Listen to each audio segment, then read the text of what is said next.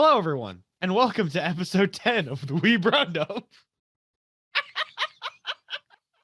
Happy to be here, Nick.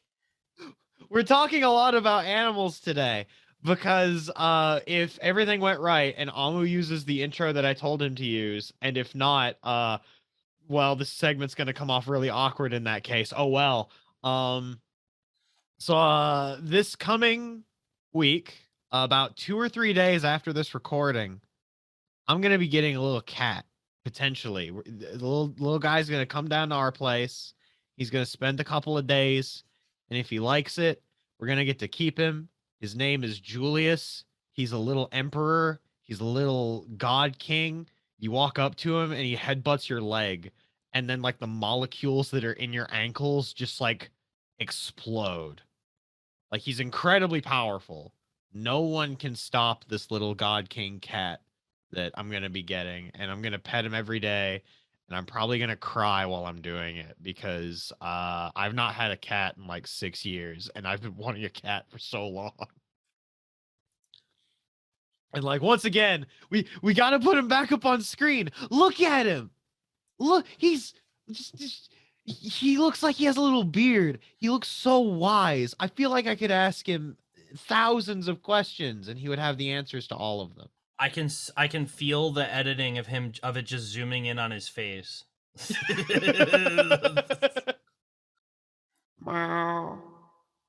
time to watch. It's time to review some anime. It is indeed time to review some anime, or is it? Because during this week, there was something revealed that has Nick very, very, very excited, and I'm excited, but almost cautiously excited, and I'll explain what I mean here in a minute. Naruto Ultimate Ninja Storm 5. Can't wait. I mean, there are ninjas. That's true. There are ninjas. It was the trailer for Street Fighter 6, and well, the first thing I'm going to say off the bat is they dropped this during the PlayStation State of Play, and everyone going into the PlayStation State of Play was just like, wow, why do they keep doing these? The PlayStation State of Play, there's a tweet by Ultima that I think is really accurate, where he says, man, every time there's a PlayStation State of Play, this is like the video game trailer equivalent of this could have been an email, you know? And then all of a sudden, State of Play hits, and they reveal like information on Resident Evil 4 remake. They reveal this one really cool like action dating sim RPG made by one of the guys that worked on Persona. You can press R2 to hold hands.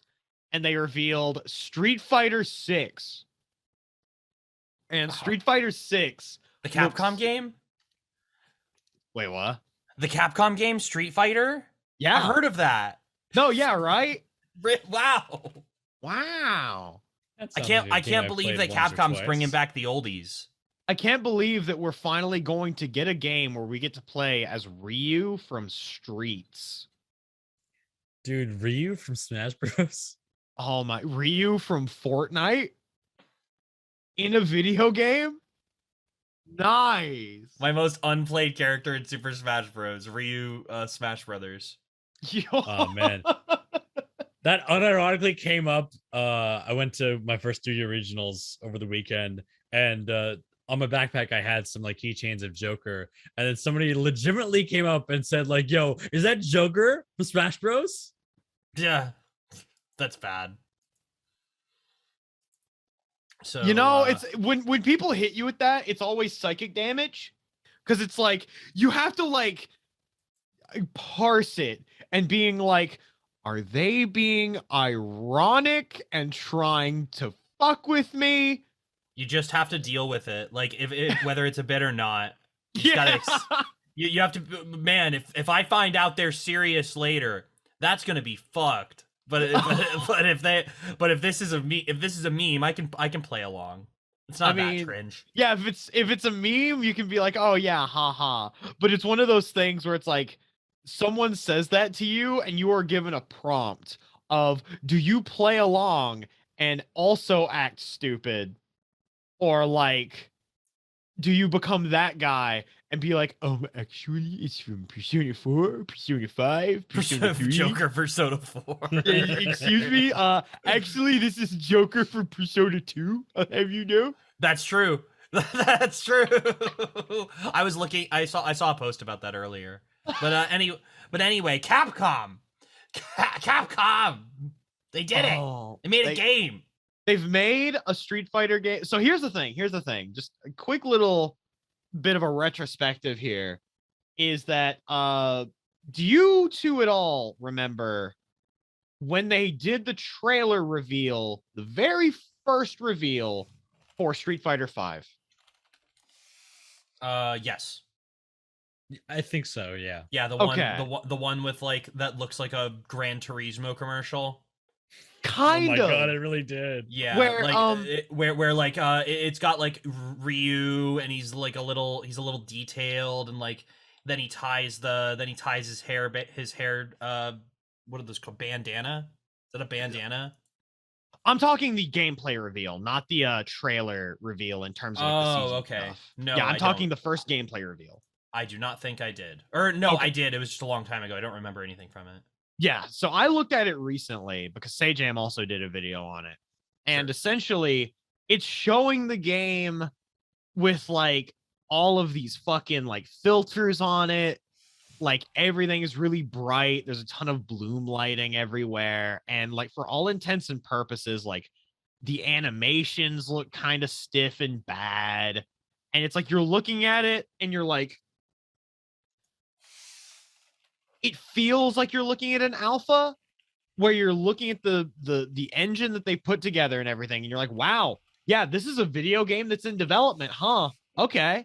I mean, it still looks fun, but it doesn't look absolutely fantastic, right? Then you look at what they've showed for Street Fighter 6 and you're like, what the fuck? This looks like a finished video game. That's good. And like, I have not felt this excited for a Capcom fighting game. I want to say since Street Fighter 4. Because Street Fighter 5, I take that back. I've not been this excited for a Capcom fighting game since Ultimate Marvel vs. Capcom 3. I was about to say, I was like, what about Marvel? You know? No, yeah. No. I had a lapse in judgment. I fucked up. I apologize. What about like when we knew nothing about Infinite? Okay. So the story about Infinite is that when they did the first reveal for Infinite with the CG trailer, I got up and I shouted and shit. I was excited. Mm-hmm. But also, when I saw the Infinite trailer, there was one thing that I noticed that looked fucking terrible that stuck with me to this day. The initial Infinite like CG trailer, like the cinematic trailer, shows Ryu running.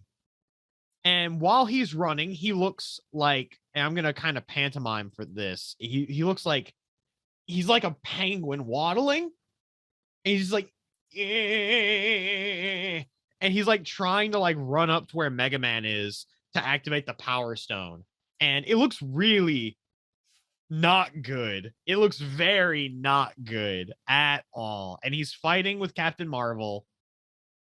And in general, it's like, I was excited, but after the initial shock of the reveal happened, and I got a moment to go over that trailer again and think about it, I'm like, I'm going to be cautious about this. You know what? I'm happy that I was cautious about it because then they revealed Chun-Li and Dante's faces.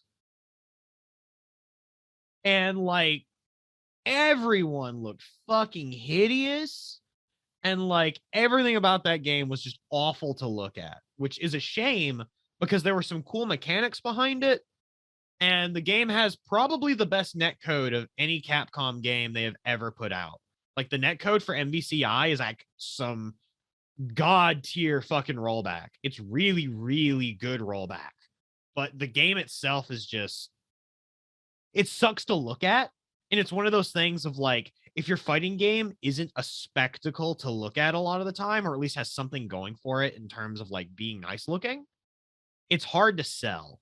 And that's one of the things that Street Fighter 6 kind of has going for it, where you'll see impacts of when people swing and they'll hit, and then the camera zooms in and you'll see these graffiti marks just everywhere. These motherfuckers are fighting in like, it's like they are fighting with weaponized hip hop. It's fucking cool. It's so fucking cool. They are street fighting. They are indeed just fighting in streets. And like the new characters they revealed are great. What's his name? I think it's Jamie. He's the Asian guy that does the drunken style with like the flips and shit, and he has a dive kick and he knows yin and yang. That dude looks cool as fuck. I like Luke mechanically, but also he is a member of a PMC, and that seems kind of whack to make that your main character. IMO, fucking a boy, propaganda in my Street Fighter? No way. But I'm not gonna get into that. Otherwise, we'll be here all day. And then Ryu looks good. He looks like a hot dad. Chun-Li looks like an exceedingly hot mom. And then also the entire cast for the game got leaked literally the same day the trailer came out. And we saw what is potentially my favorite redesign, which is Ken Masters. How does Capcom deal with leaks usually? Like, how do they usually just roll with it? Well, I mean, with this, they usually just roll with it. And with this was completely out of their control, because essentially what ended up happening is Capcom, all of their releases, we have known about them for the past like 3 to 4 years, because they got hit with a huge ransomware attack. Like, so when they got hit with that ransomware attack, they started leaking everything that they were working on, which included the Great Ace Attorney Chronicles, Monster Hunter Rise, Street Fighter 5, or Street Fighter 5's DLC, in that Street Fighter 6 got started and then canceled and then started from the ground up because Ono was working on the game and they were like, this sucks, so we're going to start over from scratch. And so we know everything in terms of what was happening with Street Fighter and all of that.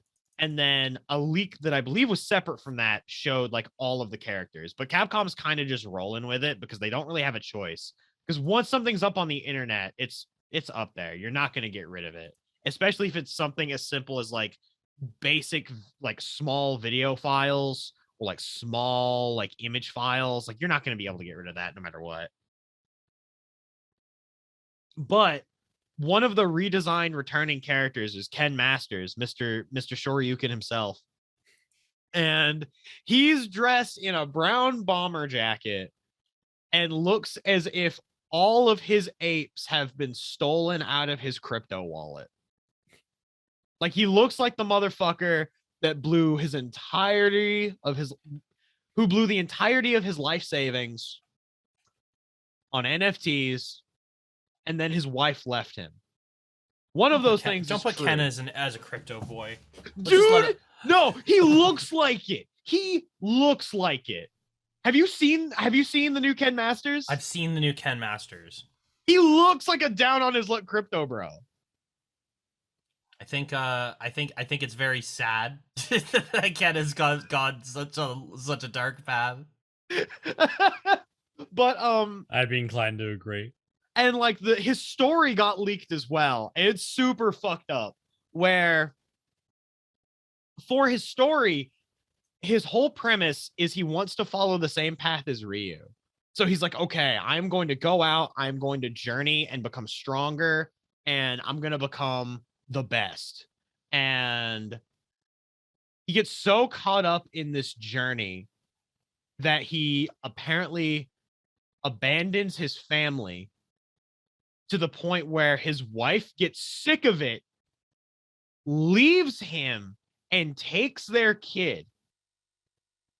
And Ken, at this point, is so affected by this and so burnt out from trying so hard to be the best that you know how his whole shtick is that when he does shoryukens and stuff, that he has fire around them, right? Mm-hmm. He now struggles to get the fire to show up on his fists. He's literally struggling to do the thing he is best known for. And a lot of the victory quotes against him talk about how he's washed up. That sucks. They are taking my man Ken Masters, bringing him out back the pizza parlor and putting a fucking 12 gauge in his mouth. They are murdering my man. And you know what? I'm still probably going to play him. What if he's the best character in the game? If he's the best character in the game, I am going to fucking lose my goddamn mind. The old burnt out bitch is still the strongest, and he did it. I think it'd be really cool if that's how they framed it. They were like, you know, he doesn't think he's the best, and whenever people beat him, they say that he's washed, but nobody beats him. Nobody actually beats him because he's on that goddamn Ken Masters grind set. He's hella practitioner of that hustle culture. He's going in. He's never stopping. Yeah, he's getting the good half of the crypto bros. He is money laundering like no one else's business. I'm big on the hustle of like trying to start your own thing, and that's like the idea that they try to use to promote crypto bros stuff. Yeah. So like if that's the part that Ken takes, and we just get a haggard looking burnt out chain smoker for it, you know, so be it. Oh my god, Ken Master. Oh god. Ken Master's chain smoking actually sounds incredible. That guy looks like he smokes 10 packs a day in 5 minutes. Yes, like, but also he's hot. Here's the thing. Like, you remember Street Fighter V Ken, right? Yeah. Fucking Street Fighter V Ken is by far, like, I use this phrase a lot, you know, fumbling the bag. Capcom didn't even have their hands on the bag. This is just, they had their fucking food. They were getting ready to take it to the table. And they took 2 steps away from the counter, immediately trip, and all of their French fries just fell onto Ken Master's head. And he's just like, man, I'm digging this look. You know what? I think I'll keep this. I'm kind of digging this. And it's like, wow, you made your like one of 2 poster boys look fucking hideous. Listen. For the last 2 games now, they have been trying to go for the Ken we have at home look, or the Ryu we have at home look. And it looks like this time they really nailed it. This is the Ryu I had at home, and not only is it the Ryu I had at home, this is the Ryu I had at home hidden under 3 crates of like stuff that I haven't unpacked since the last time I moved, and like we haven't really like aired him out. And so he just looks like this. He just smells real musty. Yeah, he smells really bad. He's got a lot of memories, and you know, he does some cool things like the fire shoryuken, but only sometimes. It's like the batteries are dying. It's like we definitely it's when you had one fight stick in your career and then you retired and then you try and go back and you're mashing on the fight stick and like your kick doesn't work every time you press it, so you're just like, I really don't want to spend $80. I really don't want to spend $80 on this hobby. Ken's hobbyist. Ken. He's hobbyist, Ken. But he wants to make it the grind. That's me. And that's his issue. His issue is he's hobbyist and he's trying so hard to make it the grind, but he's slowly burning himself out to the point of no return. And then, but getting away from Ken, one last thing I wanted to talk about Street Fighter 6 before we move on. Have you ever been playing a fighting game and you think to yourself, man, this is really cool, but I want this to be a major. I want to hear commentary. How do you get that at home? Well, Street Fighter 6 has the answer for you. That's awful. This is So- awful. Essentially, like, you know how NBA 2K has like the built-in commentators that change up what they're saying based on the actions of the players on the field? Yeah, WWE games have that. Yeah, they're essentially putting that in Street Fighter, but they're making it so that the commentators that are speaking are actual FGC esports commentators. This is so bad. I think it's very funny. I think it's very good. I think this will save a lot of FGC, wouldn't it? I think it would be really funny in a side event if they had one of the commentators in the game, and then just hit their co-commentator that they regularly co-commentate with alone at the desk. Ah! Like, so Oh that would, my god! or they could get someone. It's like how they should get someone. They should get someone who's like not in the game anymore, who's still like got it, to come back and like play Ken. You know, like Oh let's my get Alex God. Valle. Alex Valle is still like actually pretty good at video games, though. I guess he is. Yeah, Alex Valle is good at video games. So like, if we got someone like Alex Valle playing Ken, and then if we got like one of the Street Fighter commentators and just the computer. So here's what you do. One, you get Yipes in Street Fighter 6 as a commentator.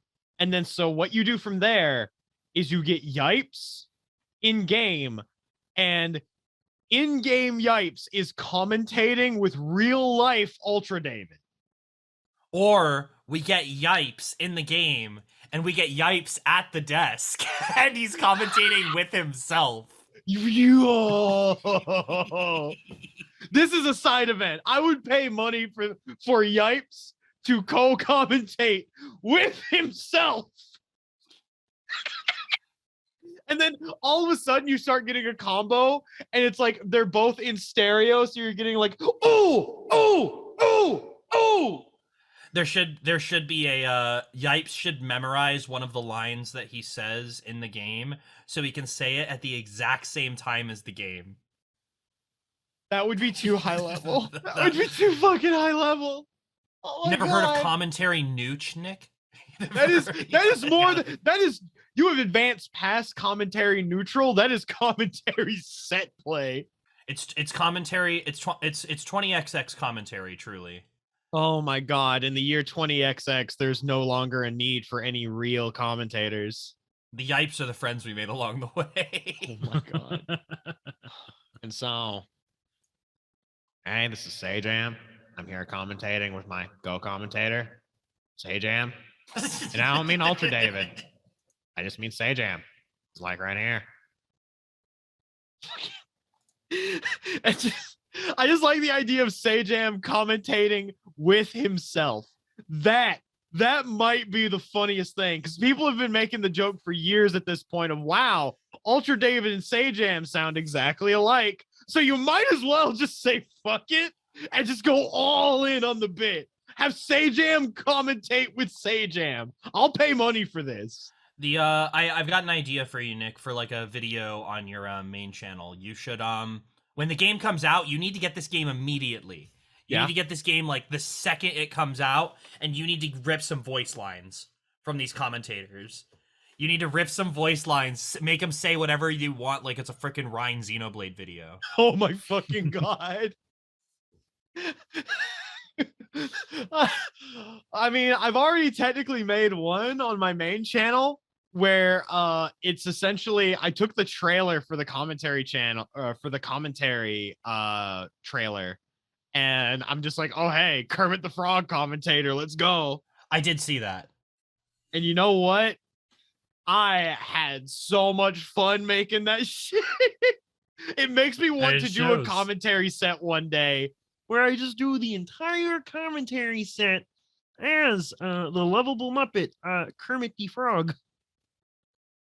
It would be incredibly cringe, but you know what? It might just pay the bills. Needless to say, I'm excited to see Street Fighter game the game, because I like the way the game looks, but I will not be playing. I am not that good. You don't have to be Yeah, good. no, me too. I'm very bad at Street Fighter. Okay, hang on real quick and then we will move on. I just want to say one thing is that, two things. One, skill level doesn't fucking matter as long as you're having fun with a fighting game. It doesn't matter if you're just hitting buttons. I'm a salt factory, bro.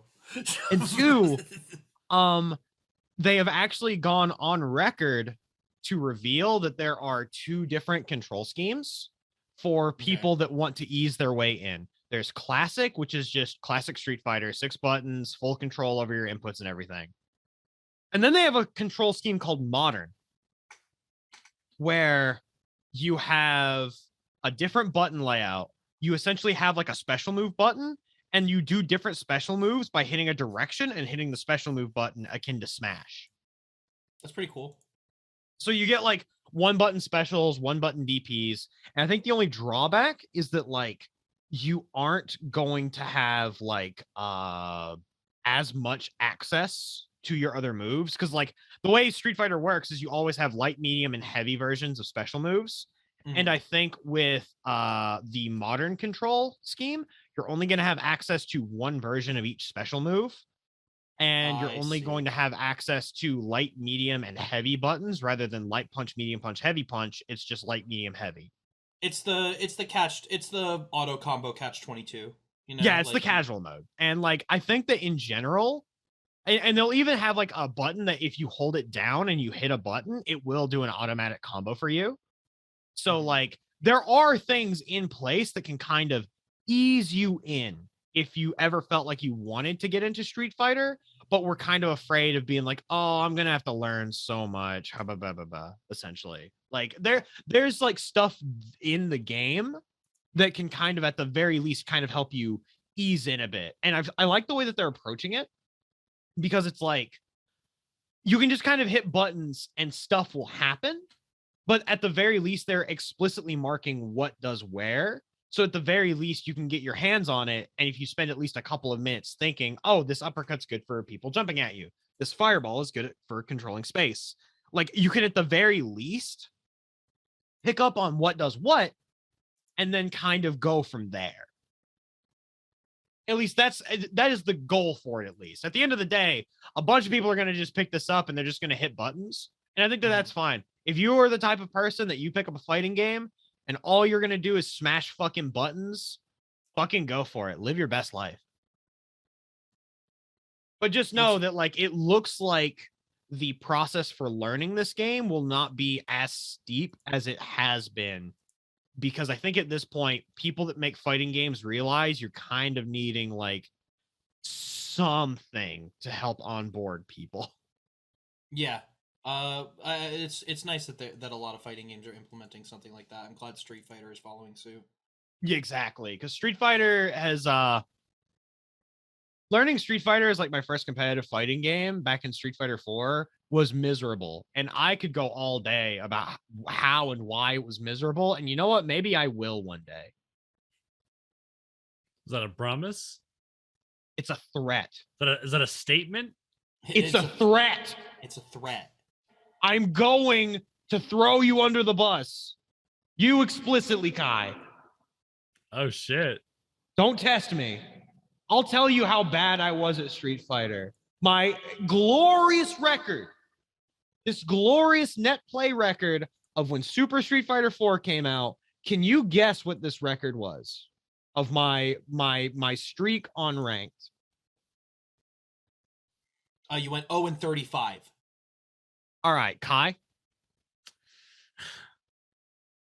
Before getting away. 5 and 364. 2 and 106. Okay. I won out of 100-something games of first playing Super Street Fighter 4 and trying to learn it. I lost 106 games and won 2. I was close. It's like 35 to like a win. And I can tell you, I always preach, yeah, just, play if you're having fun and whatnot. When you're trying to actually learn a fighting game like that and you see those numbers, it is fucking demoralizing. But you get over it. But anywho, that's enough out of me in terms of fighting game self-improvement. That will be an episode far in the future. Maybe when Street Fighter 6 comes out. I don't know. Maybe I'll go on my big Well, it's exciting. The game's going to be good, but we can now move on to something everybody loves to hate.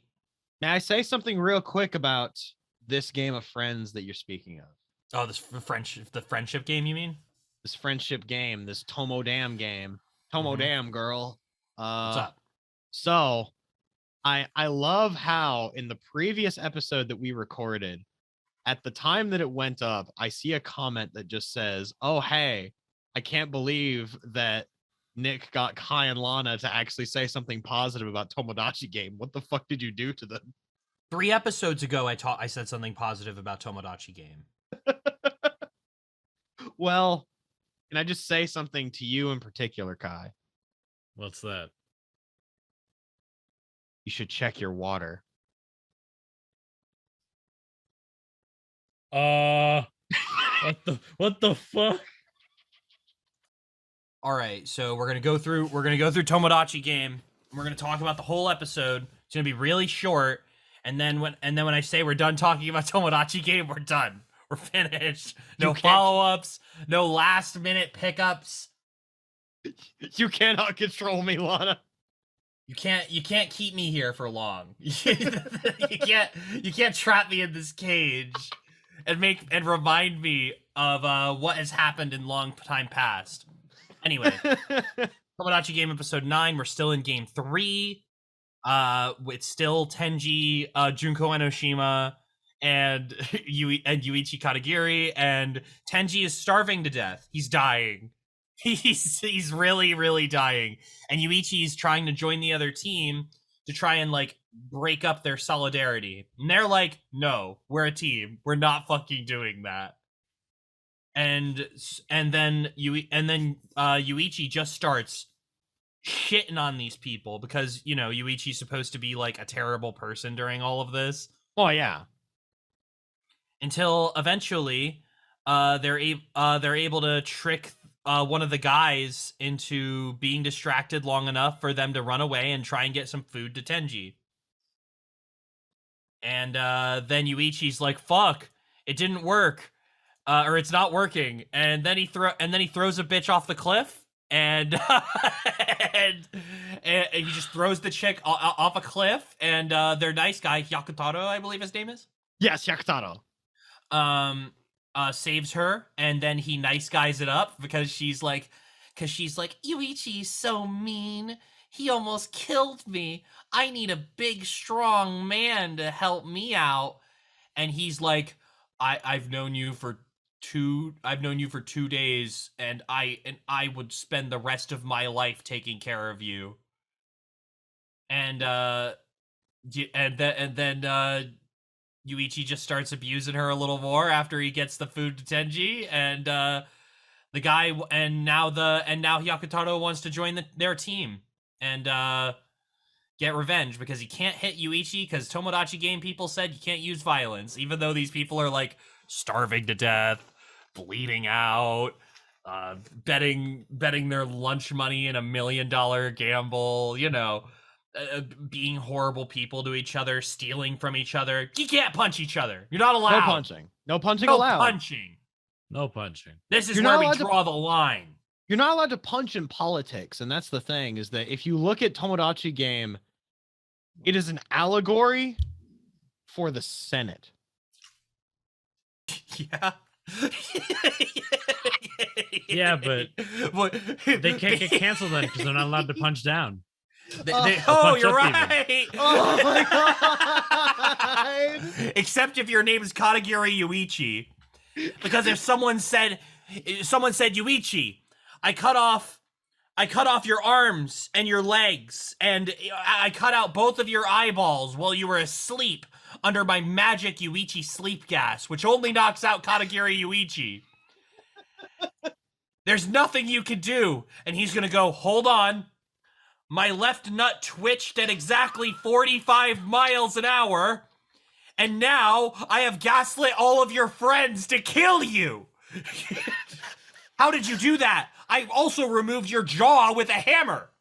How are you talking to me? I'm Katagiri Yuichi. I can now read minds because I drank this potion that makes it so my arms, not when I don't have arms, my brain grows 4 times its size.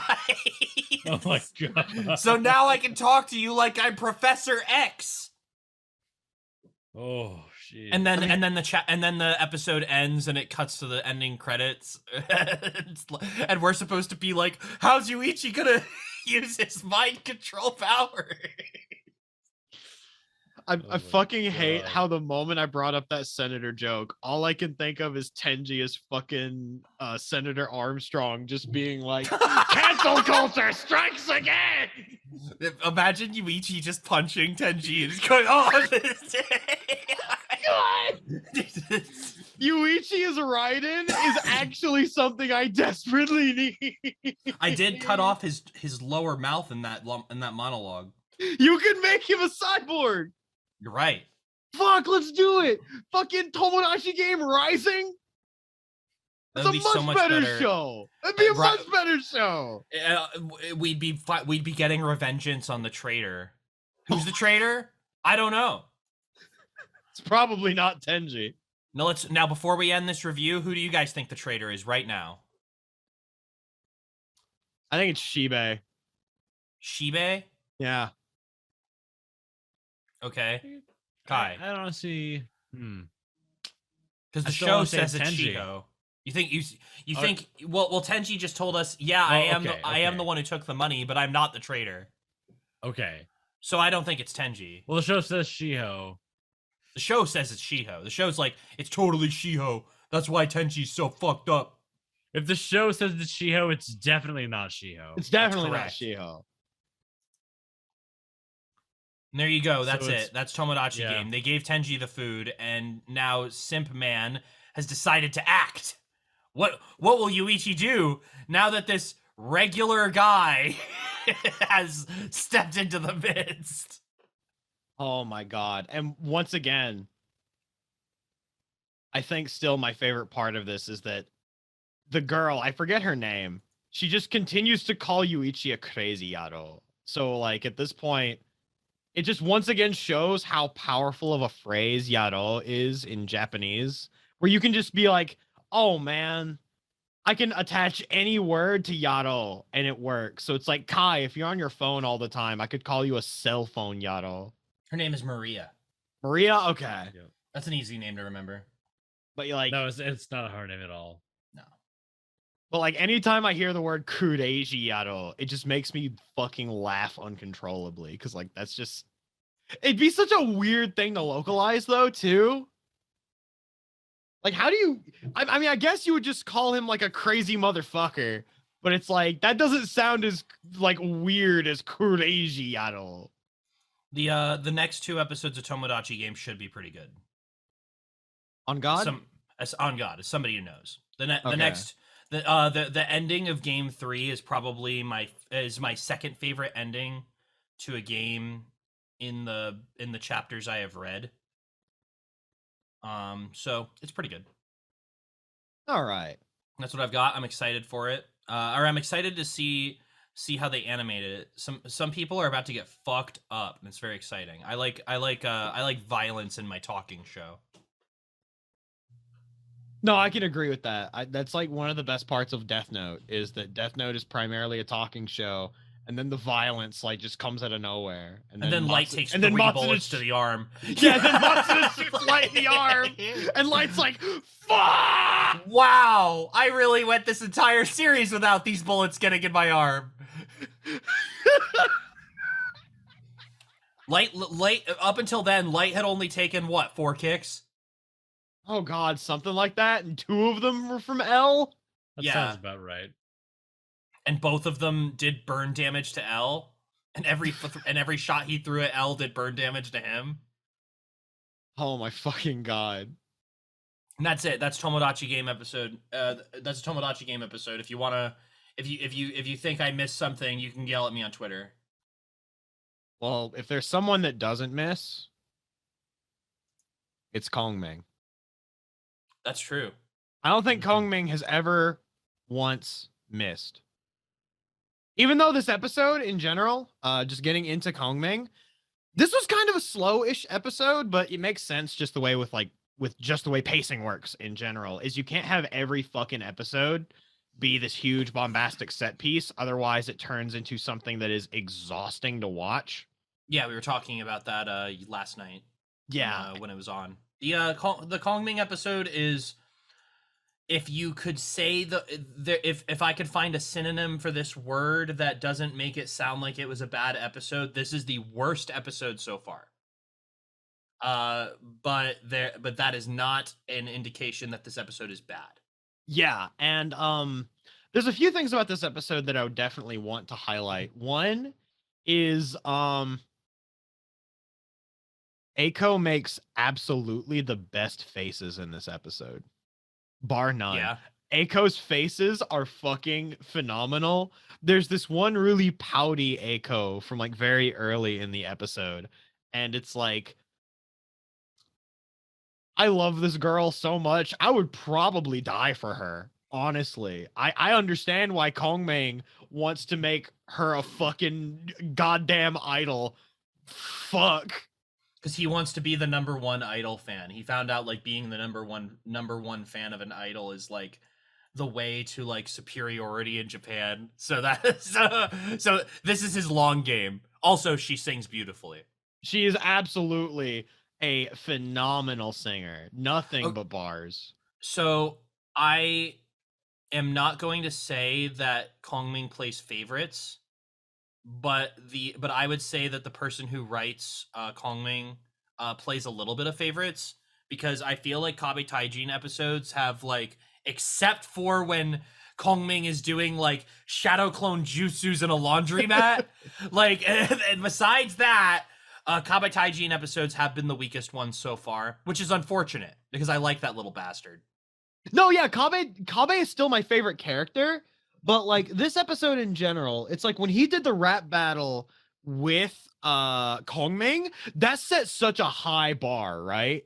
Yes. That for like shit how was Kabe Taijin incredible. does things and like what his episodes are like. But unfortunately, like the more we go into it, the way that Kongming is written, the Kabe Taijin rap battle against Kongming in front of all those people was more of a showcase, and it ended up being more of a showcase of Kongming's ability to adapt to his environments than it ended up being one for a thing for Kabe Taijin. So this was supposed to be like Kabe Taijin's episode.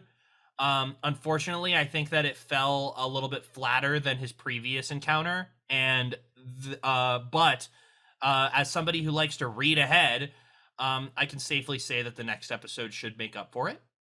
Good, because like all I know is I was watching the rap battle between Kabe Taijin and Sekitoba, and it's like, yeah, this is cool. It's Kabe Taijin. He randomly, I know Kai brought this up at one point, some of his inflections, he slips into a very like lotus juice sounding kind of tone. That's what I was thinking that too. He like the way that he inflects on syllables before going into his next, I think the term is stanza.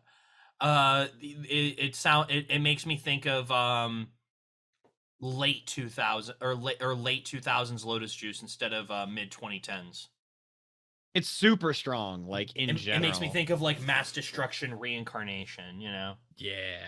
It makes me really curious. One day, I don't know if he would agree to it, but I'm thinking maybe one day I might hit up like 2Mellow and be like, hey, what's your opinion on these rap scenes in Kongming? Because I feel like that would be very interesting to get to like talk with like an actual like hip hop enthusiast, someone that actually makes like music professionally, and be like, hey, what do you think about this? Just out of curiosity. Cause like I love Kabe so fucking much. Like, and like that was a whole shtick with this, is when he was having his rap battle with Sekitoba Kung Fu. It was when he kind of like fully got out of his rut and he realized, yeah, you know what? I am nice. I need to just deal with the fact that I'm pretty good at what I do and I enjoy what I do. And I need to deal with my anxiety because I'm hype but my anxiety is not hype. That's how it is. I liked how, like, right before the show, I see him, he's sitting on in a bathroom stall, and he's shaking, and he's like, oh god, I'm so nervous. And then as he's sitting there, I'm saying to myself, knees weak, arms are heavy, vomit on my sweater all. What do you mean he's actually vomiting? I'm literally saying the Eminem verses to myself because it's the exact scenario, and then he just begins throwing up. And I'm just like, bro, I feel fucking seen. But then that basically is like everything that Kabe Taijin was up to. Then we move to what I think would be my highlight for the episode, which was getting to hear the inner struggles of Nanami and Azalea, where you're essentially learning what Azalea's plan is in the 100,000 likes scheme, where everyone in Azalea is going to be practicing on like their dance numbers and their performing and whatnot. And the producer, P-Son, shithead, as I will call him, is like, okay, you all are going to put on a performance. And then right after that performance, I'm going to drop 1,000,000 yen to buy us all of the likes that we need so that we can just advance into the competition. And then this is when Nanami realizes that she and her bandmates at this point have just become set dressing to sell a product, and the music and the work that they have put in is just set dressing. It's just not the main thing that is being sold. It is not the product, it is the image. And Oh, absolutely. Like, I know I mentioned this when we were talking about it before, but like the guy looks like a Lupin villain. Like, this guy is not, he does not have their best interest at heart when he's doing this for them. 100%. I think he does. I think he thinks he does. That's my argument with this dude. So like when I saw this dude, I was like, okay, so he's a music producer. Is that the term? Yeah, he is a producer. He is a producer. He's a producer. So he's a producer, and the way that he knows how to do what he does is this. I don't think that he's doing it with any malicious intent. I just think he thinks that this is what it will make the money, because and like he has some like proof in the pudding in that like before him they weren't really doing much. You know what I mean? So with this guy, I was like, okay, well he's sleazy in the way that he executes these things, but he's poisoned, but it seems like he's just poisoned by the business in the same way that Azalea is now poisoned by the business.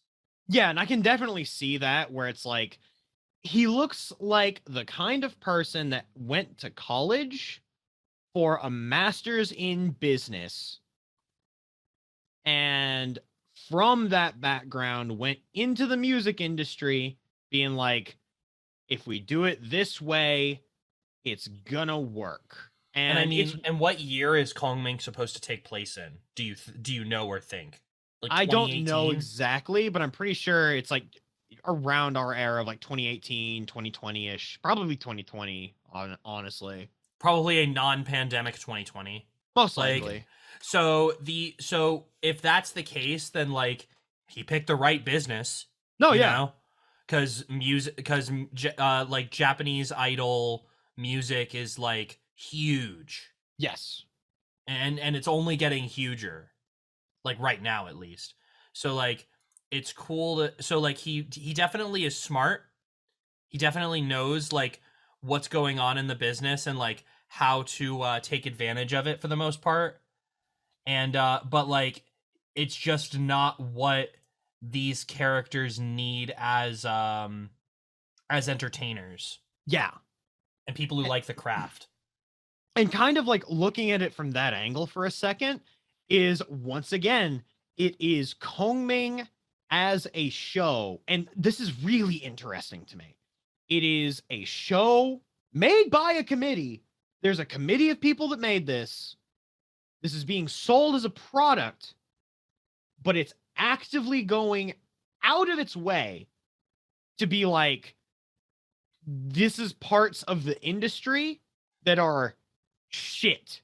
And I'm not going to say that it's like hypocritical to do that, because I feel like saying, oh, that's the same as that one fucking comic of the guy in the well, and it's the farmer, and the farmer is like, I do not like this part of society, and yet you take place in society, and yet you participate. I am intelligent. It's the same thing as saying that, where it's like, I think it's honestly kind of nice to have a show that, while it is very much rooted in a lot of the practices because it has to be, going out of its way to be like, this is kind of where a lot of the idol industry is at the moment.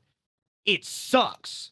We have to face this grim reality to see how Kongming interacts with it. If we don't, then we're just shoehorning a Deus Ex Machina in, you know? Exactly. We're either shoehorning in a Deus Ex Machina, or we're just not really confronting what the problem looks like in the first place. Because, like, and then if you don't do that and you just throw in just like a regular everyday type of thing, then it's not being what Kongming is, of being this love letter to music and the music industry, both the good and the bad. It's just turning into another idol show. And that's, again, the thing that I like the most about Kongming. Kongming is an idol show that is trying to stand out and not just be an idol show. It's less of an idol show and more of a show about music. And I think that that is fantastic. And there are idols in it. Yeah. It just so because you can have a show with idols in it and not be an idol show. Frickin', we're gonna talk about one later. Yeah. There's literally a character whose entire personality is defined by the fact that they really, really like an idol. Oh, man. But then, I said that that was my favorite part of the episode in terms of themes. But then there's the actual best part of the episode where, so Steve, the producer, is finally like, okay, you win. I'll fucking produce your song, you fucking stupid little gremlin. And then Aiko's like, fuck yeah, let's go. Let's fucking go. And so she, the boss, and Kongming all go into the production studio. Steve's talking to Kongming, and he's like, man, I never should have taken that bet. And then Kongming turns to him, and he's like, yeah, you shouldn't have. You literally let me set the bet. You played yourself. You fucking moron. You goddamn idiot. You let fucking Kongming buffoon." pick the terms. For like, what? Who? It's like fighting Russia in the north or in the winter. You know, Yeah. like you let a guy that you've idolized for a good portion of your life, who you know is smarter than you. I'm not even gonna mince words with that. Kongming is smarter than him, and I like this guy. Like, so you let this guy pick the terms, and you thought you were gonna come out on top. Fucking moron. And this is why he is stuck in a booth eating pudding with bamboo shoots. But then he starts the recording. Aiko is like listening through on the first pass because she needs to start singing on the second. And she's listening in, and the facial animation is absolutely phenomenal. You can see the joy on her face. She's shaking with anticipation. She wants to sing so bad. And then they're like, okay, second pass, let's go. Aiko starts singing, and then Kongming just starts tripping. Yeah, the fabric of space-time breaks, and all of a sudden Kongming dies a second time, wakes up. Now he's the tactician to another guy. It's like, oh, I guess I'm done. All right.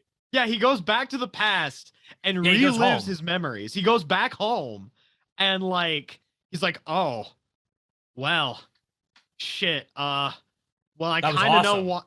Yeah, that was kind of cool. And so he snaps back out of it, fully realizing that once again, he's fully reinforced as to why he wants to help Aiko, in that he wants Aiko to touch the hearts of the people in the same way that he wanted his lord to touch the hearts of the people and unite them. And Aiko comes out of the booth, and she's like, Kongming, how was that? And then Kongming's like, I'm so sorry, I was disassociating. He does really do that, doesn't he? Literally, Kongming disassociates for like 5 fucking minutes.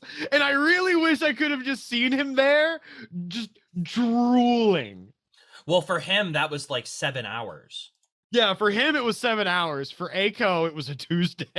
Yeah, because he went, because like for that 5-minute song was like 7 hours of him like talking to his lord and like interacting in the past. Yeah. It must have been a lot of drugs. There's been a lot of drugs involved in the Kongming trip. 100%. And then finally they're like, okay, well, we have this song done. Aiko, do you know what you want to name this? And then Aiko's like, oh no. Because previously it was called like the Roppongi Udon Shop. And it's like, wow, that's a shitty name for a track. So she's like struggling to come up with shit. And I think Kabe shows up briefly and he's like, hey guys, I'm gloomy, but I like hip hop and stuff. It's 2020. Why don't we just call it like Fortnite? Oh my god, no. the Fortnite Blitz. I can't believe you've just willed into existence that in the next 2 episodes there's going to be Fortnite dances. Well, I would pay good money to watch the animators of Kongming make a Aiko Fortnite dance. I would pay good money to see fucking Kongming do the default dance. That'd be good. Kongming default dancing is the ultimate form of artistic expression. In his rave get up, like where he's in his he's wearing those crazy sunglasses. Then we get to sit down with Aiko, and she's basically just kind of been soul searching this entire time. She sees what's going on with Azalea. And she's like, okay, I think I know what I want this song to be called. And there's a little bit of a motif that they have going that I think is really, really cool. They open the episode, and the opening of the episode, it just says Dreamer. All caps in Romaji. And I'm like, oh, that must be like the name of the episode. Okay, that's kind of cool. And it's like, bright red text, if I recall. And it's like, it pops. It's like the first fucking thing that you see. And then at the end of the episode, it cuts to the paper that Aiko has written the song on. And you see Roppongi Udon Shop has been crossed out. And then all caps in Romaji is just written Dreamer. And then cut to credits. And I think I actually don't know if this is a different variation, like arrangement of the ED or not from the previous one. Mm-hmm. I would have to listen back, but I'm pretty sure it's just the full version of the ED with everyone in it now at this point. They did they did this way better in the anime than the manga. In the manga, I don't feel like I knew anything about what the fuck was going on after Kongming dissociated. Fourth chapter ended. Yeah, so this whole segment after Kongming snaps back to reality is just it's just a little better, or a little easier to receive in the anime. And that's one thing about manga to anime adaptations is that there's some manga adaptations, or not adaptations. There's just some manga that like when you're reading them, it's very easy to sometimes just get lost. And I'm not going to point any fingers, except I'm going to explicitly point at fucking JoJo's parts 5 and 6. That's fair. JoJo's part 5 and 6, actually reading those manga is painful. And it's a grind. Like, it's only because there are points where I have no idea what the fuck is happening going from panel to panel. But then there are points where Araki has like some of the most advanced artistic spreads I've ever seen in a manga. And then it's like you'll go to like a couple of pages after and you'll be like, wait, what the fuck? What did I just see? And just it fluctuates. That's why I'm happy that JoJo's is monthly instead of being weekly, because I feel like when JoJo's was weekly for the longest time, Araki was killing himself. Well, the guy was also like really old by that point, so like can you imagine? I know Araki's still like a naturally young looking guy, but like I can't imagine doing the the Naruto schedule for as long as his show is gone. Oh no, exactly. It's But ugh. getting back least- to the Kongming ending though, Mhm. it does confirm my theory that like I'm pretty sure they only gave us, like the adding on the characters 1 week early because they were trying to really push out that single because they hadn't released anything yet at that point. No, yeah, and I think that makes complete sense because capitalism is a fucking machine that never stops. Well, I'd also I mean, argue that like the show hadn't finished fleshing out the characters enough yet. I think this is the episode where we really know everyone in the cast that we've met so far. So now they can concentrate on just fleshing out characters that they introduce from here on out, and just slowly adding pieces to like Aiko's story or Kongming's now that we know like who they are for the long term. And and now we know the template of like an episode, Yeah. An episode where Kongming is evoking a plan usually begins with Kongming speaking. He begins by explaining a strategy that he had used in the past, and describing it in detail so then the audience understands. Then we proceed to seeing how the set pieces that he prepared beforehand, like the Batman part, affects the people in real life, and it shows like, and then they go about elaborating on the modernized version of his previous military strategy that he had explained to the bartender or to the owner of the club. Yeah. And then it just like starts mounting until eventually the enemy or the antagonist of this episode is prostrate before Kongming, talking about how super cool and amazing his plan was. And then Kongming is like, "Oh, my plan wasn't that amazing. Here, have something to remember us by. Good day, sir." And he walks away. And then they're friends. And then the person learns something about like being a better person, or like being more mindful of your fellow man, etc., etc. And then Aiko gets like a scene where she's like, "All right, time for me to sing this new song," and then the villain hears Aiko sing, and they're like, "She's so fucking beautiful." And then Kongming's like, "I know, right?"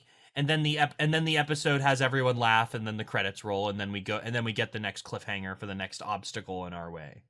And then Kongming just says offhand, "Yeah, I probably could have murdered them if I wanted to, but we're not gonna do that." Yeah, I could have absolutely trounced these people, but I really wanted to play rogue in this bracket. Yeah, like fucking Kongming is over here being like, "Yeah, I have a 60-pack and like 2 knives and like this level 100 Charizard. You can't stop me, motherfucker. I'm ripped." I just came out of this multiverse portal with a blunt and a 40, and you think you're going to beat me? Oh my fucking god. So anyway, that was we talked about this one almost the longest out of any Kongming episode after saying that this was the worst Kongming episode. so if that doesn't say that this show is good and you're not watching the show yet, you should be watching the show. I'm begging you to watch Kongming. It is such a good show. Like I would, He's your boy Kongming. I would almost renege He's on reading all of the Spy Family manga if it meant I could watch Kongming again. Oh man, speaking of the Spy Family manga, just to kind of segue into it, I went to go and try to get, the manga over at like Indigo or something. Mm-hmm. And for whatever reason, like volume 3, you can't get it. You just can't. Well, yeah, because that's the one with your Forger on the cover. Exactly. Did it really take until volume 3? Yeah. I thought she'd be on volume 2. Because she's because Anya's on volume 2. Yeah, Anya's on volume 2 and Loid is on volume 1. Fair enough. Okay. But this episode of Spy Family has the best opener, maybe the best opener in all of anime, okay? I'll stand by it. I'll die on this hill. All right. So the way this episode opens up, previously we are hit with Yuri being like, "Okay, if you two are actually married, kiss right now." And so fucking Loid is going in. Yor is having a crisis. She's losing her mind. And then she immediately is just like, Moody, no, get the fuck away. Hang on. And so she pushes away Loid, grabs the bottle, and just downs a shit ton of wine like all at once. And is just like, look, I can't do this sober. Okay, I'm ready. And then play by play, we have the return of my wife, Drunk Yor. Yuri, the best character in fiction. She is the strongest character in anime history. I think that she could beat Goku while she is intoxicated. I think she could beat Goku. I think. I mean, the entire internet currently thinks that Anya can beat Goku. Anya can beat Goku. She is a multiverse traveling Esper. Exactly. But then Yuri is over here just like, man, you can't try to get out of this. You're just trying to fool me, fucking. And then all of a sudden, you just see a fork whiz past his face. And yours just like, shut up. All right, Loid. And so she pushes Loid down on the couch. And you get this worm's eye view shot from the back of Loid's head. Where Yor is essentially just climbing on top of Loid. And I'm over here just like, whoa, hang on. This is getting really spicy. They've known each other for, what, 6 months now? Yeah, but they're not actually married. They're just friends. So I'm over here just like, what the fuck? How can you make a character design like Yor Forger? How is she this hot? It is so crazy. Because she knows what must be done for the mission. She knows what has to be done to defeat the enemy. Okay, let me be frank for a second. Instead of Lana. So the Yor Forger is a character that, and this was shown in the last episode, is willing to do anything to complete the mission. Yes. And anything. She is here to complete the mission, and she'll lie and cheat and do anything to make sure that it is successful. Yeah. That is what she has done. She did it for her brother, and she's doing it for Loid right now. She has to keep up the gimmick because Yuri won't take no for an answer. She knows her brother better than anyone. The only person who could logically do this is Yor, and she knew that she couldn't do it herself. So she got on the sauce. Willfully. She knew what she was doing. So everything here is calculated. It was prepared. She just had to do it before her intoxication made things a problem. Unfortunately, Yor Forger is really bad at math. Yeah. Unfortunately, Yor is incredibly bad at math. So she is very bad at math. So she's very intoxicated. She's going in. And then all of a sudden, they're like right there. They're super duper close. And she's like, no, I can't do this. But simultaneously, as this is happening, Yuri is losing his mind, being like, no, I can't watch my sister kiss a man. Not like this. And so what we get is this insane comedy of errors where Yor is reaching back her hand. She is about to fucking slap Loid, potentially ending his life. That would have killed him. It would have almost certainly killed him. With the position that he was in, his neck would have rotated 365 degrees. He would have died. But Yuri hops in at the last second and ends up accidentally taking the blow of Yor's slap, getting smashed against a wall. His head is bleeding. He is disoriented. This man is dead. Yor Forger just killed her brother. And then good. At this point, you're just seeing the house shake, and you cut to a shot of Anya. And it's fucking Anya being like, she wakes up after hearing the shaking of fucking Yuri's corpse hitting the wall. She's like, oh, is this the end of the world?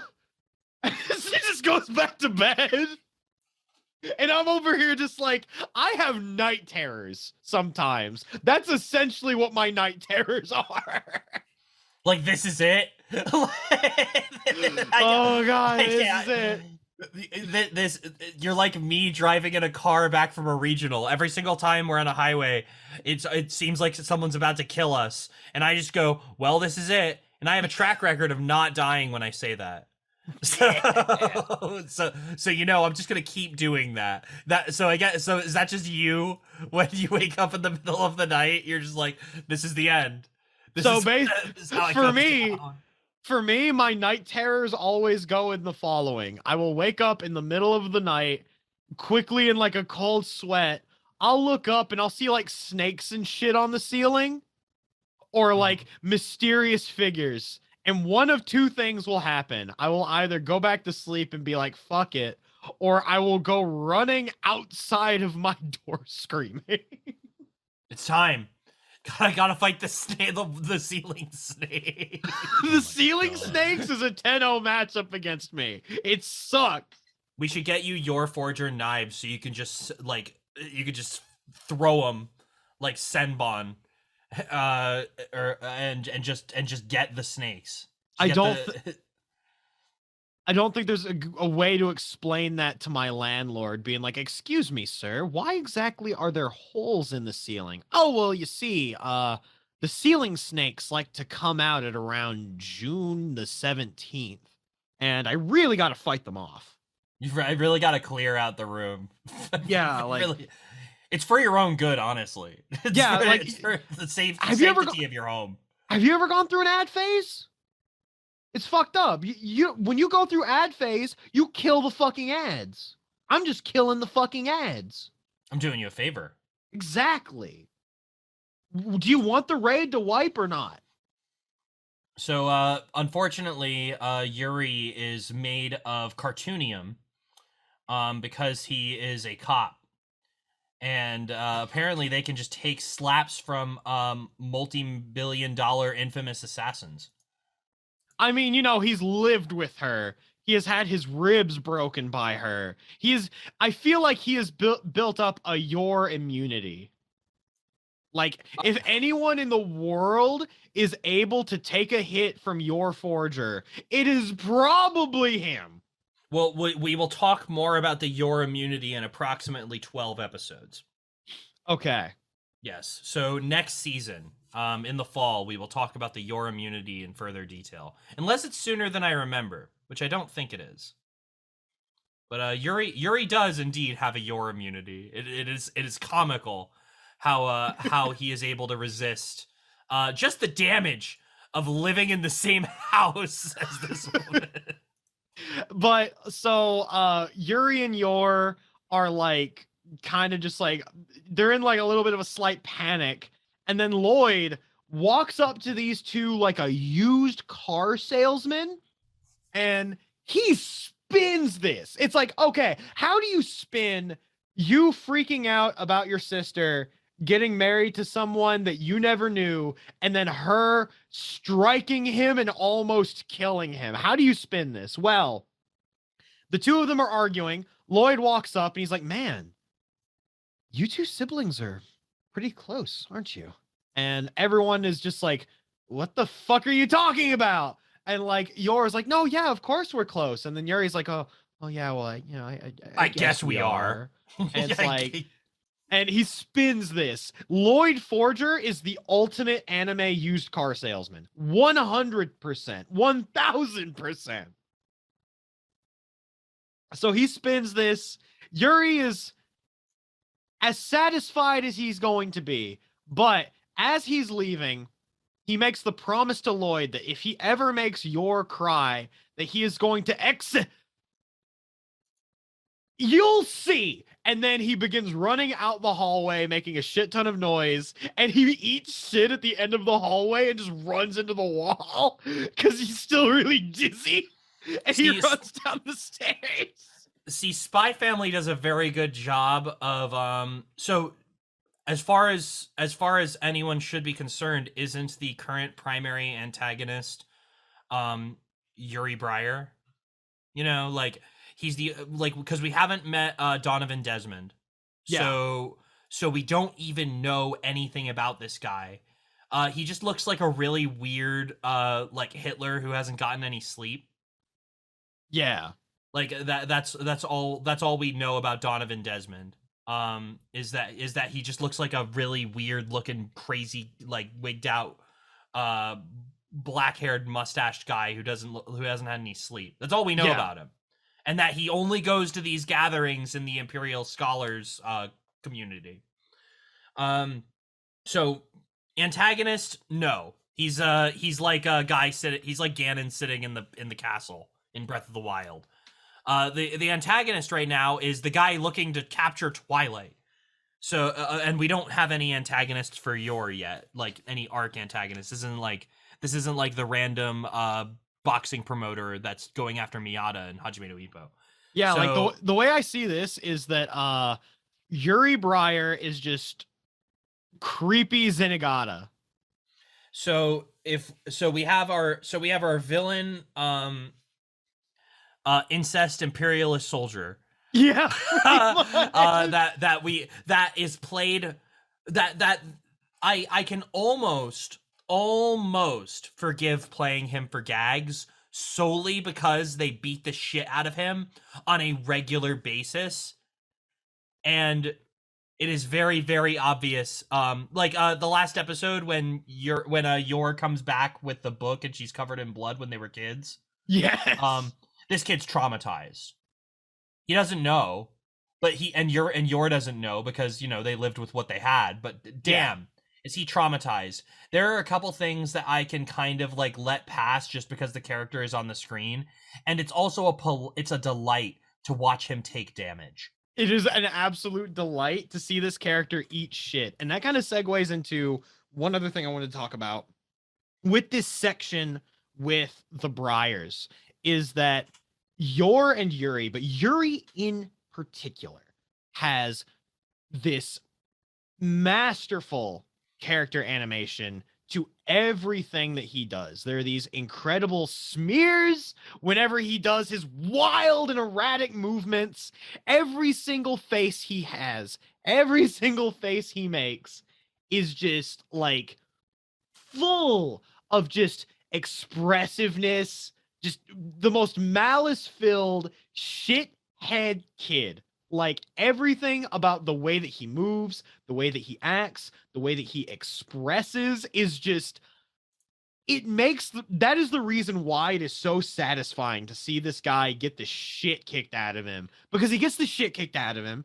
So he's bleeding to death, but then you're zooming down and he has like this incredibly glazed look on his face, but it is not a glazed look of, oh God, I've been knocked out, I don't know what's happening. It's a glazed look of, I have just been hit and it is Loid Forger's fault. I don't know how, but it is. Yeah, he is one of those guys. If it's a shame that he doesn't know that Loid is Twilight for one reason, and it's because this guy is the bike meme where he puts the stick in the bike and then he falls to the ground and he just goes, "Fuck you, Twilight." Like that would be so funny. But we take what we get. And and I knew. So the episode with Henry Henderson hadn't come out yet by the time I'd caught up with the manga. Yes. And I knew when I saw the Henry Henderson, like the elegant, and then he does like 4 spins and then runs out the door. Yes. I literally said, as we were watching that episode, I said to myself, man, Yuri Briar is going to be funny as fuck. No, it's so true though. Yeah, Yuri Briar is going to be funny as fuck, solely because they know what they're doing with movement of these characters and how exaggerated they need to be to compensate for being a shithead. Fortunately, Henry Henderson is not a good job of paying attention to, like, on that note, is how every single one of the characters in the cast all move, you know, like distinctly. Mm-hmm. It's not like they all move, like, you know, like as they should, like, you know, normally there's like subtleties to how they'll react. They're not contemporary anime standee characters. Yes, exactly. They've all got they all express their demeanor. Like going back to what Nick had mentioned about, you know, like a lot of the smears you would see on Yuri's animation when he's like, you know, running out the door, being like, you'll see like that I'm gonna do something to you. I'm gonna if you get ya. mess with your yeah. He does do the "I'll get you" gadget, basically. Yeah, He really pretty does. much. Without knowing that he's Twilight. He does act. It is kind of weird. So he acts like Loid is Twilight, or how he would probably be towards Twilight, without knowing that he's Twilight, which is kind of a double-edged sword, because if he does, when he finds out, when he finds out that Loid is Twilight, is his demeanor gonna change, or is he just gonna be like yandere happy smile Yuri? Which, if he is, cool. I'm fine with it. But I would like to see a gigantic shift in his attitude, which is hard to get when he kind of just already hates Loid. So it's like, we're probably not gonna see as much of what I want to see in this I want to say rivalry. Mm-hmm. I have a feeling that if anything, Yuri might get 1 or 2 times to shine at most, but otherwise he's just gonna be Homer Simpson, where he's just gonna look at Loid and he's gonna be like, Forger. That's true. Like, I think that's literally, I think, Yuri- all that's going to happen with him. He's mostly just Timmy's dad. It's just Yeah. Dinkelberg. Dinkelberg, how dare you fuck my sister? So there is one if you could allow me to be critical of Spy Family for a moment, without By all getting blown means. up for it. Spy Family is a little predictable. Oh yeah. So if that's the case, as of where I am right now, Yuri hasn't done that much. But like, not a lot of characters have done that much, because Spy Family's kind of going at this methodical pace, which is fine. It's good. It's good that a thing has control of its own pace so well. But Spy Family is sort of cyclical in a way. They get to a character, they do an arc, they finish it, the character doesn't do anything for a little while. They kind of just get some space. We're probably gonna see that a lot with like Damien, because they're gonna spend like 10 billion episodes working on Anya's school life, because that's where a lot of the setting has to take place for the sake of the show. Yeah. So they need to kind of get that out there, because you can enhance Anya's home life as much as you want and as fast as you want, because it's going to be what it is no matter what. But her school life is the thing that's going to constantly change, especially considering that's something that, as shown in the scenes, Loid only has so much control over. And the control freak that he is, being Twilight, doesn't necessarily translate to all of the issues that happen in Spy Family. No, So- yeah. So when and Yuri did just get that OVA with Anya. So like, it is only natural that the character will be getting a significant amount of development in some regard coming very, very soon, which will probably translate to like season 2 of the anime.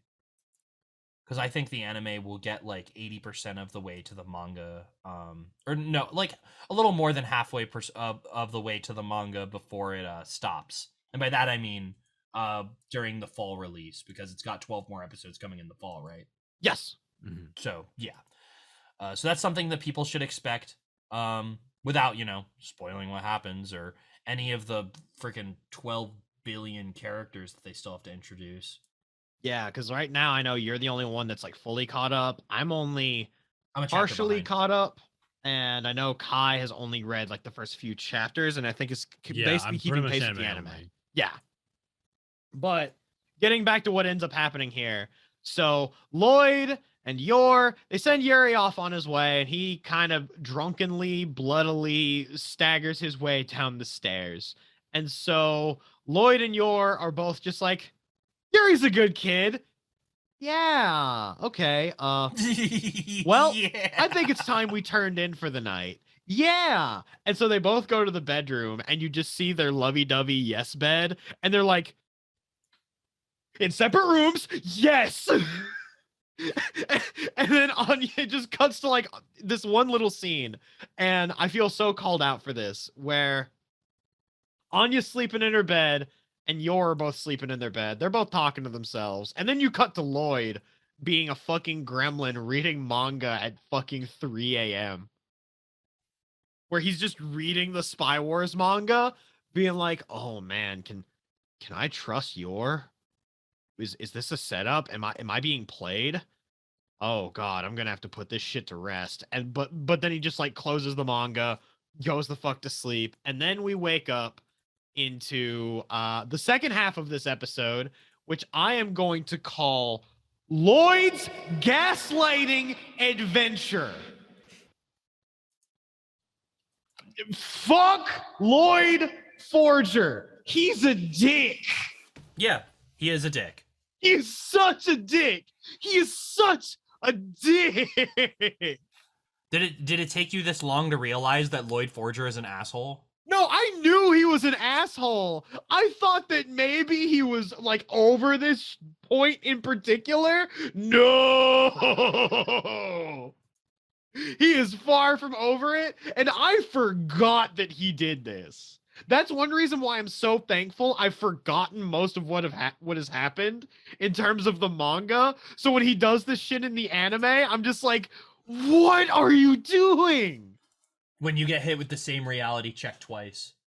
I got hit with the same overhead that I got hit with like a year ago.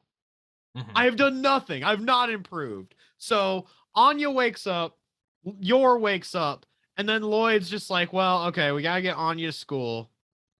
But man, I don't know if I can trust Yor. I think she might be working with the secret police, and this might just be like a sting operation. And then meanwhile, Yor is just like, oh man, I feel like such a failure of a wife for what happened last night. So Loid Forger decides, you know what? Hang on, you got something on your collar, and he fucking bugs Yor. Puts a fucking listening device directly under her collar, and then listens in on her at work all day, and has to listen to her coworkers being kind of shitty to her, to say the least. And she's just like, Doshio, what do I do? How do you be a good wife? And then like she just doesn't get any good answers. And so she gets sent to her boss, and the boss is like, hey, I got these documents that I need you to mail. And she's just like, oh, okay. So Yor's being sent out to mail some documents. And along the way, she has a meetup with the secret police, who ambush her and corner her in an alleyway. And after looking at the documents, they're just like, hey, so these documents say that your name is Yor Forger, and that you are an accomplice to a group of spies. A spy that is also your boss that is working at your company. And she's like, what? No, I don't know any of this. And then cut back to like a few minutes prior, and you were seeing Frankie and Loid disguising themselves as members of the secret police. Frankie is just like, are you sure you still just don't, maybe you should just trust him, you know? Like, it's not like anything's gonna happen. And then Lloyd's like, nope, gotta be sure. Frankie's an idiot. Be sure. Let's be real. Frankie, you've been doing this for years. You can't just take somebody at face value. If we took everyone at face value in this show, Yuri would have caught Twilight last night. However, can we say one thing here though? Speaking of faces, they made Frankie so fucking pretty. Yeah. Bro, when they gave, so they're wearing face masks. They're wearing full on secret police disguises. And Frankie's disguise makes him look so hot. Like, bro, they made this man look from being a literal cartoon character into an anime idol boy that would kabedon you if you happen to walk down the street at the wrong time of night. Like, he looks like someone that is a serial harasser. Isn't Frankie, like, isn't one of his character traits that, like, he wants to get with a girl, but he can't? Why did he take his mask off? Because Loid tears off his face. Yeah. That's true. Yeah, but essentially, they're talking to Yor, and essentially, the way that things work is that Yuri has not told Yor that he is a part of the secret police. So what Loid is doing is essentially putting Yor in the hot seat by saying, okay, this is the shit going on with the secret police. We're going to take you into custody. If you say that you know Yuri Briar, then that admits that you know that he's a part of the secret police, in which case you are my enemy. And that's when Yor goes, look, I am an upstanding citizen. Everyone that is a part of my family is also an upstanding citizen, and I am not going to go with you on these false charges. Frankie walks up to her and is just like, well, if you're not going to come with us, then. And then all of a sudden, Yor fucking just grabs this dude by the arm, dislocates Frankie's shoulder, and is like, I told you I'm a married woman. You do not touch me. And then Frankie is probably just like, fuck, I'm gonna die. Fuck, I'm gonna die. Fuck, I'm gonna die. And Yor basically threatens to kill both of them if they do not leave her and her family alone. And then that's when they start looking at the paper. And then Frankie's like, oh, wait a minute. This isn't the raccoon cipher. This is the caterpillar cipher. We completely fucked up this note. It turns out this isn't a note about like, you know, spies and stuff or selling information. This is actually a note about the manager's hemorrhoids and how he needs to get those checked at a doctor. My bad, ma'am. We are so sorry. But because of the personal nature of this letter, please don't bring this up with your boss. It's going to be really embarrassing for him. Anyway, see you later, madam. And then Loid and Frankie book it. And then Loid's like, wow, I'm a piece of shit. And then Frankie's like, yeah, you're a piece of shit. And then Loid tears the pretty boy face off of Frankie. And he's like, no, I was going to go on dates with that. In which Loid replies, you shouldn't be dating someone if you're holding that many secrets. And then Frankie's like, you shut the fuck up. You're not the person to tell me this shit. That's true. And both of them still don't know that Yor's an assassin. Facts. 100% facts. How that didn't come out in this instance is insane. It really is just part of her job. She just knows Kung Fu. But then after all that gaslighting, after being called out as a goddamn hypocrite, Loid kind of realizes, you know, maybe he was being a piece of shit. And so he goes to meet Yor in the street. She's on her way home from her job. And then he's like, oh, Yor, hey, what's up? Oh, you have a little bit of lint on your collar. Let me get that for you. And he removes the listening device. And then this is when Yor is like, oh, I see. I'm an awful wife. I can't even keep up appearances. Why should I even bother trying? And then this is when Loid essentially just says, look, everyone always needs to try to be their best self, right? But if you end up putting so much of your time and effort towards being your best self, eventually, like, it's just going to become too much effort and you're trying way too hard and you're going to end up burning yourself out. So it's good sometimes to just be yourself and deal with the shit that comes up, you know? And then they kind of just, you know, start getting along again. And then Anya gets off the school bus. And that morning she had read their minds. And she's essentially like, you two need to get along. And then Lloyd's like, fucking what? And so she comes back off of the school bus. She walks home. They'd bought an anniversary cake to celebrate a year of marriage together.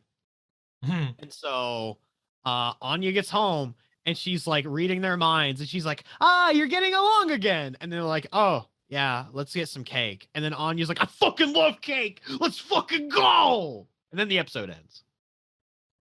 I do like when Anya is just pogging about simple things. Simple things are the best things to pog about. It's like the last one where she's like, I have 2/8 bullets left. It's my that's still my favorite. There's 2/8 bullets left. That worked really good in the English dub as well when we watched that yesterday. Oh yeah. Yeah, it was very strong. I've been rewatching it a little bit with my my brother. and we got to that episode, and oh my gosh, they did a good job. Very solid acting. They didn't try to spin it, localize it in a way. They just kind of did it and it worked. Yeah, and I'll say overall with this episode that we have though, like this last episode was super chill in the latter half and then was stupidly bombastic in the opening part. So like the best way that I can describe this episode is it feels like a goddamn emotional roller coaster to take the lexicon of Hollywood movie reviewers. It's an emotional roller coaster from beginning to end. You know. All in all, I really, really like this fucking episode. There's one Double part the that action, actually triple the excitement. There's one part that I actually forgot about real quick. So allow me to backtrack for just one moment, and then we should be done with Spy Family. Because I forgot there was a part with Anya that every time I think about it, it destroys me. Where she wakes up and she's like, "Oh, hey," and then people were just like, "Wait, weren't you excited to see your uncle?" And she's like, "Who?" And so she starts reading Loid's mind and is just like, "Wow. So I guess Yuri is a member of the secret police, the Hinitsu Keisatsu, huh?" And then Anya, while reading his mind, is just like, "Secret police? I don't fucking know what that is, but that sounds really exciting! What do you mean I missed out on that exciting bullshit? Give it back!" And so honestly, I think it would be really cool. I know that it was the right thing to remove Anya from this scene. 100%. The scene with Yuri, and Loid. But as somebody who wants this child to learn basic math, I would love if she was there for that scene, because she would have learned a lot about spies from listening to her father. You know what I mean? Like his internal monologue. That would have been some of the most entertaining media for her, because she would have like legitimately learned something about how real spies work. And she would have committed it to memory very easily. Yes, and I think in general, if I mean, part of it is like, man, I sure wish I could have seen how Anya would have reacted to that scene, but then I'm over here just like, I know how she would have reacted. I just have to look in a mirror when I watch Spy Family. Literally the exact same way I would react. No, yeah, that's Anya right there. Shit down. Like just reading their minds and sitting there silently drinking juice. Oh my god. Just with the most smug expression imaginable. Fuck. She's like, this is awesome. Yo, you can't pay for this kind of TV. It would have been interesting because it would have been Yuri's first interaction with Anya, and Anya is not his biological niece. So who knows how that would have impacted him, or if he even gives a shit to keep up appearances in front of kids. Well, we'll find out whenever we get that OVA. Yeah, exactly. Or if that light novel has been translated. I actually don't know if the light novel's been translated still. I forgot to look that up last week. But yeah, that was Spy Family. All right, and then wow, it's been a while since we've done this one, hasn't it? After a long hiatus, we're finally at the episode that our editor has been waiting for us to watch. We are at Jujutsu Kaisen episode 19, Black Flash, airing on February 20th, 2021 and April 19th, 2021.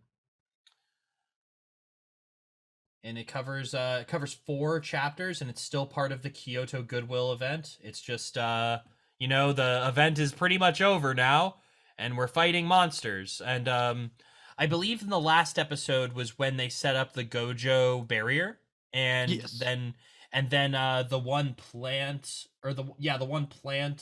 special grade just starts rocking people's shit. No, yeah, that's basically what happens.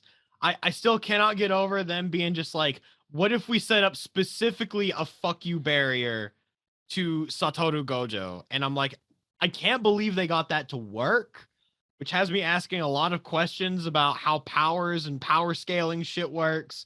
But that's nerd shit, so I'm not going to worry about that. The thing I am going to worry about is something that Kai brought up immediately at the start of this episode, and it's something that I can agree with.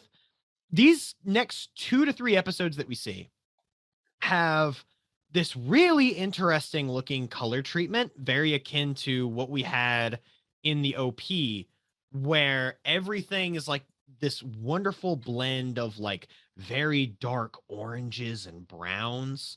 A lot of the color is kind of washed out, and it has almost like, you know how a lot of Snyder movies tend to be very blue and like bloomy? Yeah, and like and it's like a filter over the shot, so like we don't get to see the actual colors that are. Is it the part where is it the thing where like we don't get to see like the actual colors in Superman's suit because of like how watered down the shot is? It's kind of like that. It's along the lines of color grading, where for those that don't know with like color grading, essentially you're choosing to make a shot colder or make a shot warmer.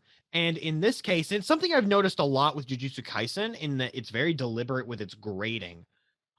They will go out of their way to up the brightness or warmness, I should say, not brightness, the warmness or the coolness of their shots. Like, for example, in the Junpei fight, they made those shots very cold, very cool. And it fit with the jellyfish because like it's blue. So yeah, exactly. Like all of the color choices that they made during that encounter, everything was very cool. And like when there were warm colors, it was always something like popping out from like Itadori with like his outfit, and it kind of helped him stand against the shots a little better.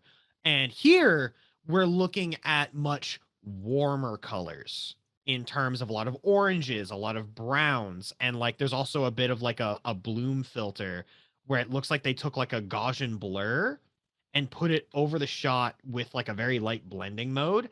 And it looks very, very nice when it is also combined with all of the motion in this episode. And oh, fucking boy, there's a lot of motion in this fucking episode. This entire arc that we watched was honestly like, well, it was the part with all the fights, so it makes sense. It feels like this is what they've been like, amping up to.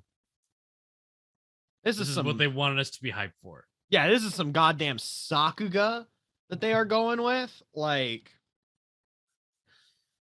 oh my god! Like, if I had to break down every single shot that happened in just episode 19 and 20, 19 and 20 were the real like money makers in this episode. Even though episode 21 was the best episode of Jujutsu Kaisen, and I will stand by this until the day I die. But we'll talk about episode 21 when we get there. Everything about this episode is fucking fantastic. But to kind of go on track, so we have the plant cursed spirit, the big special grade. She's fucking shit up super hard. She's fighting Maki and Fushiguro.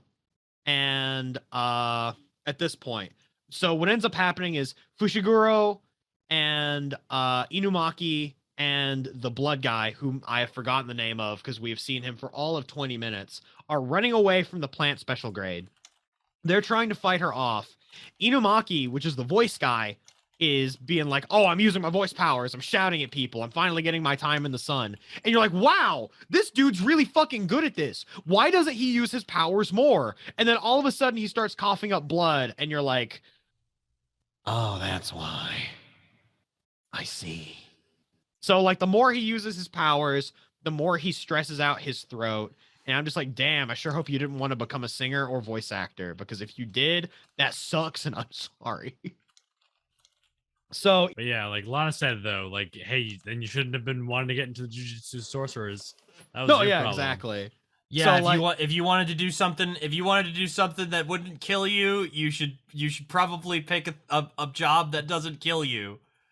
Facts, actually. So Inumaki's out of commission. I'm pretty sure his name was Kamo, the blood guy. He's out of commission.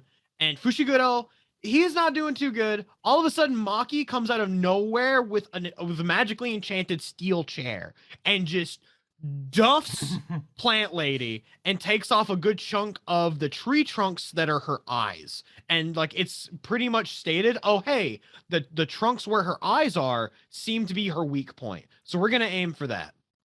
All of a sudden, they're swinging, they're doing their best.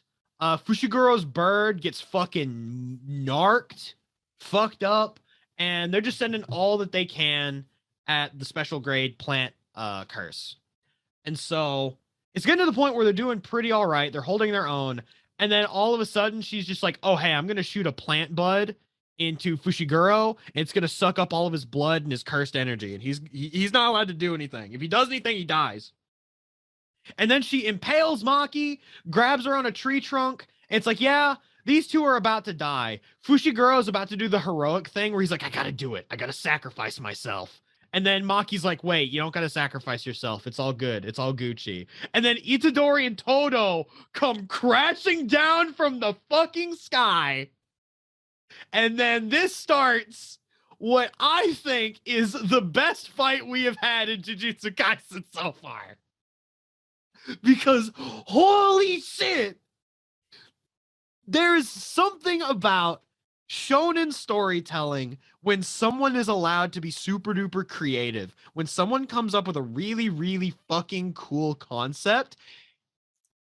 And while its simplicity is like, it's a very simple concept, but they execute it in such a nice way. So we have Itadori and we have Todo. They're doing the shonen hero thing of, hey guys, get out of here. We are the ones that will handle this. And so everyone else bounces, and it's Todo and Itadori versus the plant. And then the plant is just like, oh, you're approaching me? And then Itadori looks up at her and is like, hey, are you friends with Mahito? And then she's just like, no, yeah, I am. And then while Itadori is like saying all of this, I want to say... It's more like, are you friends with a special grade curse that has stitches? No, yeah, that's basically what he says, yeah. And they're like, so what if I am? And Itadori basically gives them the, I'm about to fucking kill you look. Yeah. And like this entire time, this is like my favorite part of episode 19, is you can tell that Itadori has a fury, an absolute, like, you can tell he is trying his best to control his emotions and not just go absolutely ballistic. Because as he's saying, do you know this patchwork spirit? It does a close-up shot, an extreme close-up shot of his eyes. His eyes are shaking. They are, you can tell his entire body. He is so tense from trying to stop the shaking that he can't help it. And then she says, yeah, so what if I do happen to know this guy? It cuts to another close-up of him just basically teleporting directly to where she is and duffing her. And it's another shot on his eyes. His eyes are shaking. Throughout this entire first part of the fight, the camera is fixated on Itadori's face and how much he is shaking, how much he is attempting to just keep his emotions in check. But it's so hard for him because he's so angry. He is so hell-bent on making sure that Mahito is brought to justice for the things that he has done. And so this is the first special grade that he's seen since his fight. No, yeah. And so at this point, it's like he gets a few swings in, and then Todo's like, okay, hold up. I told you I was going to not jump in until like I felt it was necessary, until you'd shown me you could do the cool thing. Until you could do like the black flash. You can't do the black flash right now because you're pissed off. You got to stop being pissed off. And then Itadori's then he like slaps him. Yeah, and it's like not even like a hard slap. He's just like, "Hey, yeah, actually just slaps him. Get your shit together." And then he's like, "Hey, get your shit together. Your shit's not together." And then he slaps him again. And he's like, "Is your shit together?" It is, my friend. And like I think that's the best thing about these two is whenever they're speaking to each other, they will randomly just be all like, just in English. Itadori turns to Todo. It is. Thank you, my best friend. And then he just starts running towards the plant spirit and unleashes the black flash and just duffs her in the fucking head. And she's just like, oh, that was some damage. Oh God. Well, no, he doesn't duff her in the head. He duffs her in the arm and takes like her entire arm off. It's just like, yo, damn. So her arm regenerates back. And it's like, oh yeah, no, she's a being of cursed energy, so she can heal herself using cursed energy. But then Toto turns to Itadori and he's like, but you're doing damage though. If we keep this up, she's gonna run out of energy. And then we learn more about the technique that Itadori just used called the Black Flash. And the best way that I can describe this is if you've ever watched Yu Yu Hakusho, it's like the spirit gun, where it's something that a lot of the people are able to do. It is a simple technique, but it's very powerful. And because of the way that it works, once you use it, most people can't use more than 1 or 2 in a day. And Kento, they cut to an interview with him talking about how Itadori is like learning the technique. And then Kento's like, oh yeah, like, you know, most people only do it like once or twice. And then once you use it though, you kind of enter this flow states called the zone that most athletes call it. And once you use it, it's much, much easier to control a lot of your cursed energy. But because of the way that this technique works, it's very rare to see people do more than 1 or 2 in like a single day. And then when asked what his record is for how many black flashes he has done in a single day, he was like, 4, I think. But I was having a really good day that day, and I was very lucky. And we see Itadori at that point in a tussle with the spirit throw 4 to 5 consecutive black flashes. He threw 5 in a day, and he threw 4 consecutively. Yes, and he's just throwing these consecutively at her, and she's just like, oh, what's happening? I'm getting fucked up. Just And- melting from the inside. Oh my fucking god. So she's getting super duper fucked up. And the impact frames of when she's getting fucked up is incredible. It's also very fascinating because like they were talking about like, man, Itadori's punches hurt, but they don't hurt that bad. Now the Black Flash is supposed to do 2.5 damage your normal attack, and Itadori's hitting these like frame perfect, so he's probably hitting them with like a large percentage of his full force. It's just the electric wind curse fist. He's doing just frames. Yeah, and he's just hitting these moves, and he hit multiples of them in a row. So it was 5 eventually, very strong shots by Itadori. But that's really just a mark on how strong Yuji is than how strong the Black Flash is. It just so happens that the Black Flash was the thing he was using to get to that level. Yeah. And like at this point, they do like synchronized pose shit, and they're just like, oh yeah, we're gonna kick her ass. And so she's just like, oh, bet. And then she takes the cloth off on her arm, and she reveals that she is actually just Chad from Bleach. Yes, they are just Chad. They are literally just Chad.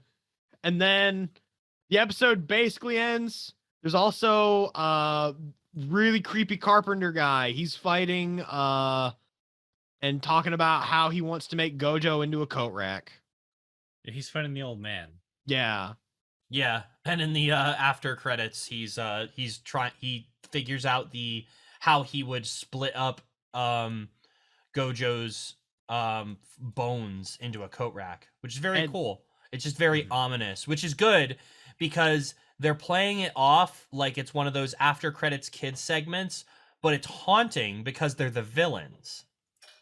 And I think when we were watching this together, Lana made a comment being like, wow, I'm watching this and I'm really uncomfortable. And I turned to her and I'm like, good, you should be uncomfortable. I'm glad I'm validated in my discomfort because it means that I'm not a horrible monster. Yeah. If you look at the fucking Gojo Satoru coat rack made of his spine and pelvis and be like, damn, that's some really nice decor, you might want to talk to somebody. Just because there's nice woodwork on it doesn't mean it's, passable for whatever moral compass you've got. Exactly. I got a picture of it. Thank God. We're gonna put that picture up right now. Excellent, Smithers. So the last episode ended with Todo saying that he was going to release his technique, and then he decides it is time to release his technique in Jujutsu Kaisen episode 20, non-standard. It is the 20th episode that is aired on February 27th, 2021 and April 16th, 2021. And it covers 3 chapters of the show, and this is like the second to last episode of the Kyoto Goodwill event arc. So I want to say from the bat, this episode goes hard for one reason.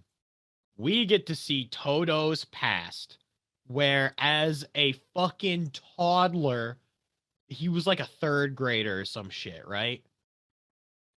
He kicks the shit out of a high schooler, and we see the shot of like, it's not directly showing the kid. It's like the camera is like off to the side, and you're only seeing a part of him as he's like raising his arm and coming down. And this kid Todo, hard as fuck. He beat the shit out of this motherfucker for even slightly messing with him. That's how you know this kid is real. And then all of a sudden he turns around and sees the most attractive blonde lady ever riding a motorcycle who has a fucking cursed spirit surrounding her. And the first thing she says to him is like, "Hey kid, you got potential. What kind of woman do you like?" And then it cuts to the OP, and I'm just like, who was that? I need details and her phone number. The fuck?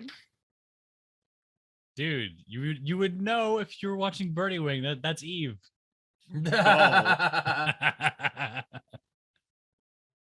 So, Got him. but at this point now, this is when Todo really gets to shine in this episode. And I remember letting out such a fucking laugh at this point where Todo is like, with my 530,000 IQ, I have analyzed every single technique that this spirit is capable of. With everything that is on the table, all of their cards have been analyzed, and I know 100% that we will be able to win this fight. Let's go, my friend Itadori! And they charge in, and then immediately a branch wraps around Todo's ankle, and he's like, oh fuck. And he gets slung around like a rag doll and is getting slung towards these spiky branches, and you're like, oh no, Todo's gonna fucking die. Because I've been thinking, and like while we're watching this, Lana and I think are like remarking the entire time, wow, I can't believe Todo's gonna fucking die. Because they're setting up all of these fucking flags for this fucking character to just get murked.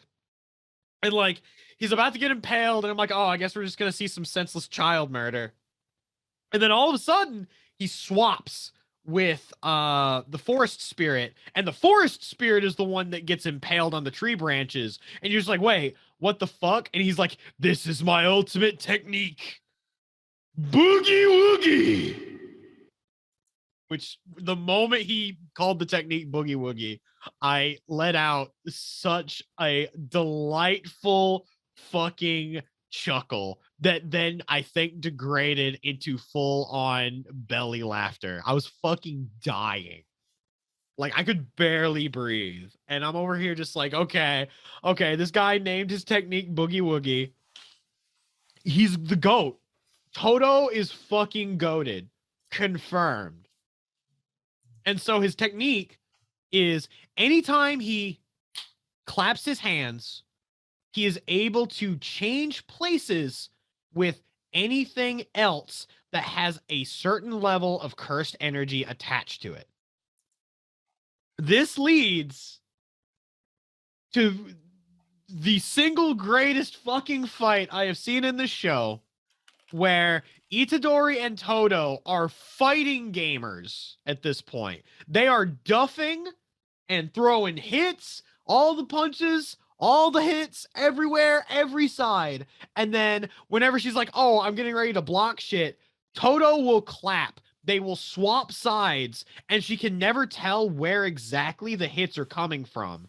And it's just, it doesn't even feel right to call this a fight scene.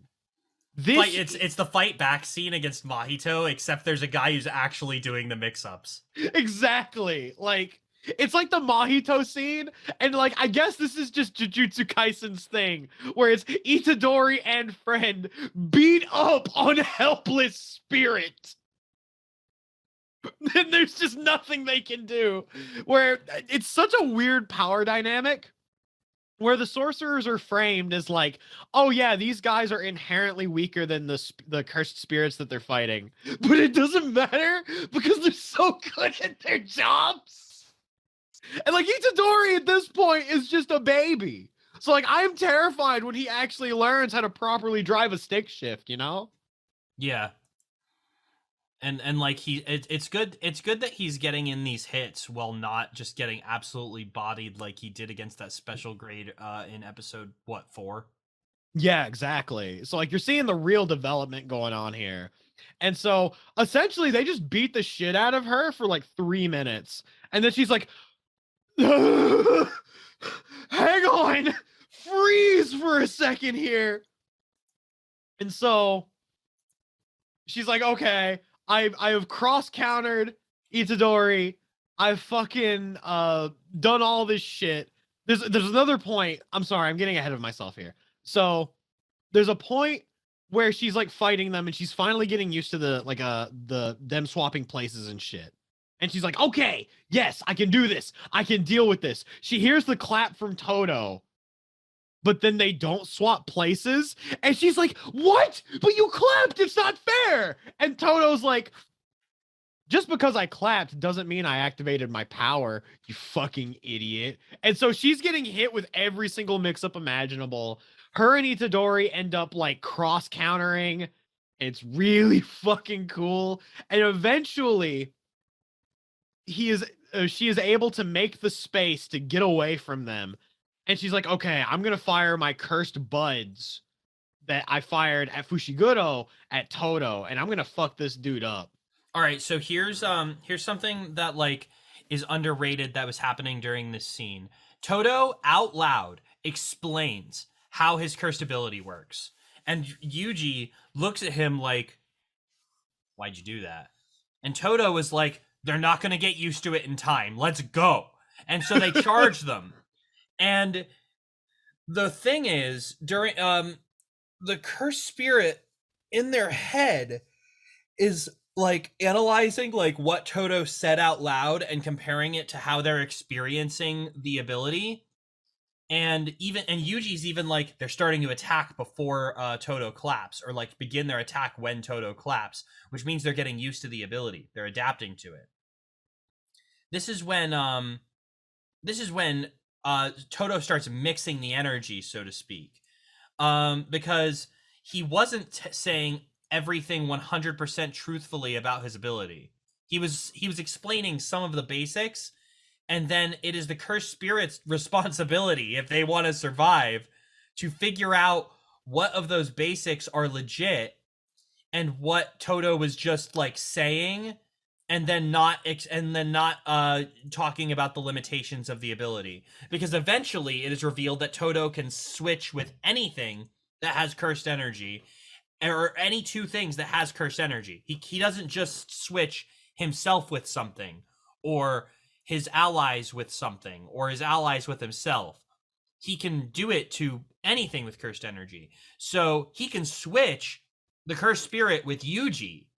He can like go for an attack on Yuji, clap, and then clap and then go for an attack on Yuji, or if Yuji go for an attack at the same time as like he's about to be attacked by someone, and then switch with Yuji, and then Yuji gets a hit. Like there's a 3-dimension even if you know how Boogie Woogie works 100%, there is always going to be a 3-dimensional game you're playing with your surroundings and things and people that may or may not have cursed energy while Toto is on the field.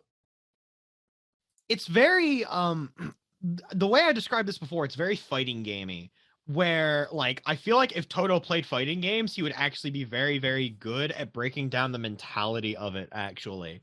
Because what he's doing is he's using a tool set that is very simple at heart. Like it is easy to understand what is happening. However, he's looking at the situational awareness of everything. And it's like, yeah, you might understand the tool, but I'm layering so many possibilities against you with that one simple tool that there's no way you're going to be able to keep up with it all. Like it's just not realistic. You have to hold it, you have to guess, you have to know what it is that I'm doing. You have to go in with confidence. And if you don't have any of that, then you're going to get fucked. And so Forest Spirit does the one thing that she can do. And she's like, okay, I'm going to make some space. I'm going to get away. And you know what? I'm going to shoot him. So she shoots the cursed buds that she shot at Fushiguro at Toto. And then Toto's like, I'm going to block this whack ass mix up. And he puts up all of this cursed energy to make sure that his defenses work. Then all of a sudden, it cuts to the memories of the middle school life he never lived into the Toto dimension. I love the Toto dimension. I fucking love the Toto dimension. I think gaslighting yourself into believing that everyone's your childhood friend is an excellent way to live your life. 100%. This guy is getting away with literal like gaslighting himself into believing that you are a different person. It's so fucking good. And so he meets the idol that he likes so much in middle school. And he's like, oh, hey, you know, with the way that bud worked, it hit Fushiguro and he had a whole lot of cursed energy. And you know that he's the type of person that would be able to put up the energy to block it. So like, isn't it weird that no matter how much energy he put up, it still hit him? And then Toto's like, huh. And so it cuts back. And I was pretty sure at this point we were going to cut to Toto on the ground, covered in blood and buds, fucking dead. But no, actually, it cuts to him in his defensive stance, being like, I'm going to block this whack-ass mix-up. And he turns off the cursed energy that he used to protect himself. And the buds just sort of bounced off of him. And then the forest spirit's like, shit, he figured it out. And then Toto's like, yeah, I figured it out. There's a subtitle that says, solved this in 0.1 seconds. Like, everything that happened in 0.1 seconds, even though he had a full conversation with his idol in a middle school classroom. Loid Forger is just built different, you know? Yeah. Toto and Loid Forger would be good friends. 100%. Or they both think the other one's a creep. Probably, actually. They'd probably... I don't know. The problem is they are both creeps. They are both 100% creeps. It's kind of the worst. So at this point, this is when Itadori and Toto end up running out together to the river. And we're around close to where the river is, essentially. And Toto's like, perfect. This is the exact place that I want to be. And he does a clap. All of a sudden, Itadori disappears. And Itadori's like, what the fuck? What am I doing in the river? And we cut over back to Toto. And you learn from a small conversation that he had with Maki as she was being taken away. Hey, I left the staff that I was using against the spirit in the river. So he takes the staff, he pumps it full of fucking cursed energy and just swings it into her and just does gajillion damage, takes out her tree eyes. She's in a bad, bad, bad place. She's real fucked up. And all the while, when he actually does the swing, the smear frames on it are gorgeous. Like, absolutely, when he is swinging the staff, it is a visual treat. And then we get something that's not so much of a visual treat. And this is a shot that I know when Kai and Lana both saw it, they were just like, what the fuck? Where Forest Spirit is trying to defend herself. So she brings up some spikes from the ground. And it comes up from like the left side. And then all of a sudden they break the 180 rule where Toto's now on the right and he's doing like a really weird backflip back. And it does not look great. Like, No. It looked pretty bad. Okay, so if somebody could get the screen caps, if we want to put a visual, we don't really have to put a visual. Just watch the episode. Yeah, just watch the episode. You'll understand what we mean. All right, so this is probably, I need to read the manga to confirm this, but this is probably a mistake from them trying to be faithful to like the panels, where Toto is dodging this one rising tree because they're fighting tree person. Yes. He's dodging this rising tree, and he's leaning backwards to dodge it, and then instead of doing a regular backflip, they do a shot where the far away shot is the cursed being, or the special grade curse, and Toto is now backflipping, but instead of backflipping backwards like he should be, which would pull him out of the shot, they wanted to keep him in the shot. So they angled his backflip to the left. Now, if you backflip to the left there while dodging a thing that is coming to the right like that, your head would come off. So they have him like do this weird like backflip where he's heading right, but then he lands to the left because he has to be in the panel. Yes. So it didn't look good. It doesn't remove from like the fighting has ended at this point. Like the battle has ended. Like there's no Sakuga coming up. There's no epic gamer moments between Itadori and Toto's fight against this curse. So it's reason to say that somebody got a little cheap here, and it doesn't justify it, but it does explain it. I mean, it's just one of those things where to them that was just like a shot that they had to do to get it at the door. And I know the feeling of like doing a shot that you have to get made just to get it done. And so that's one reason why a lot of the time I don't tend to chastise shots like that a lot of the time, because it's like it's not fantastic, but it gets the job done. It just looks it's not Dragon Ball Super episode 3. Like exactly. As long as it's not Dragon Ball the Dragon Ball Super episode where Goku is like doing the weird stuff, or like like it's not that shit.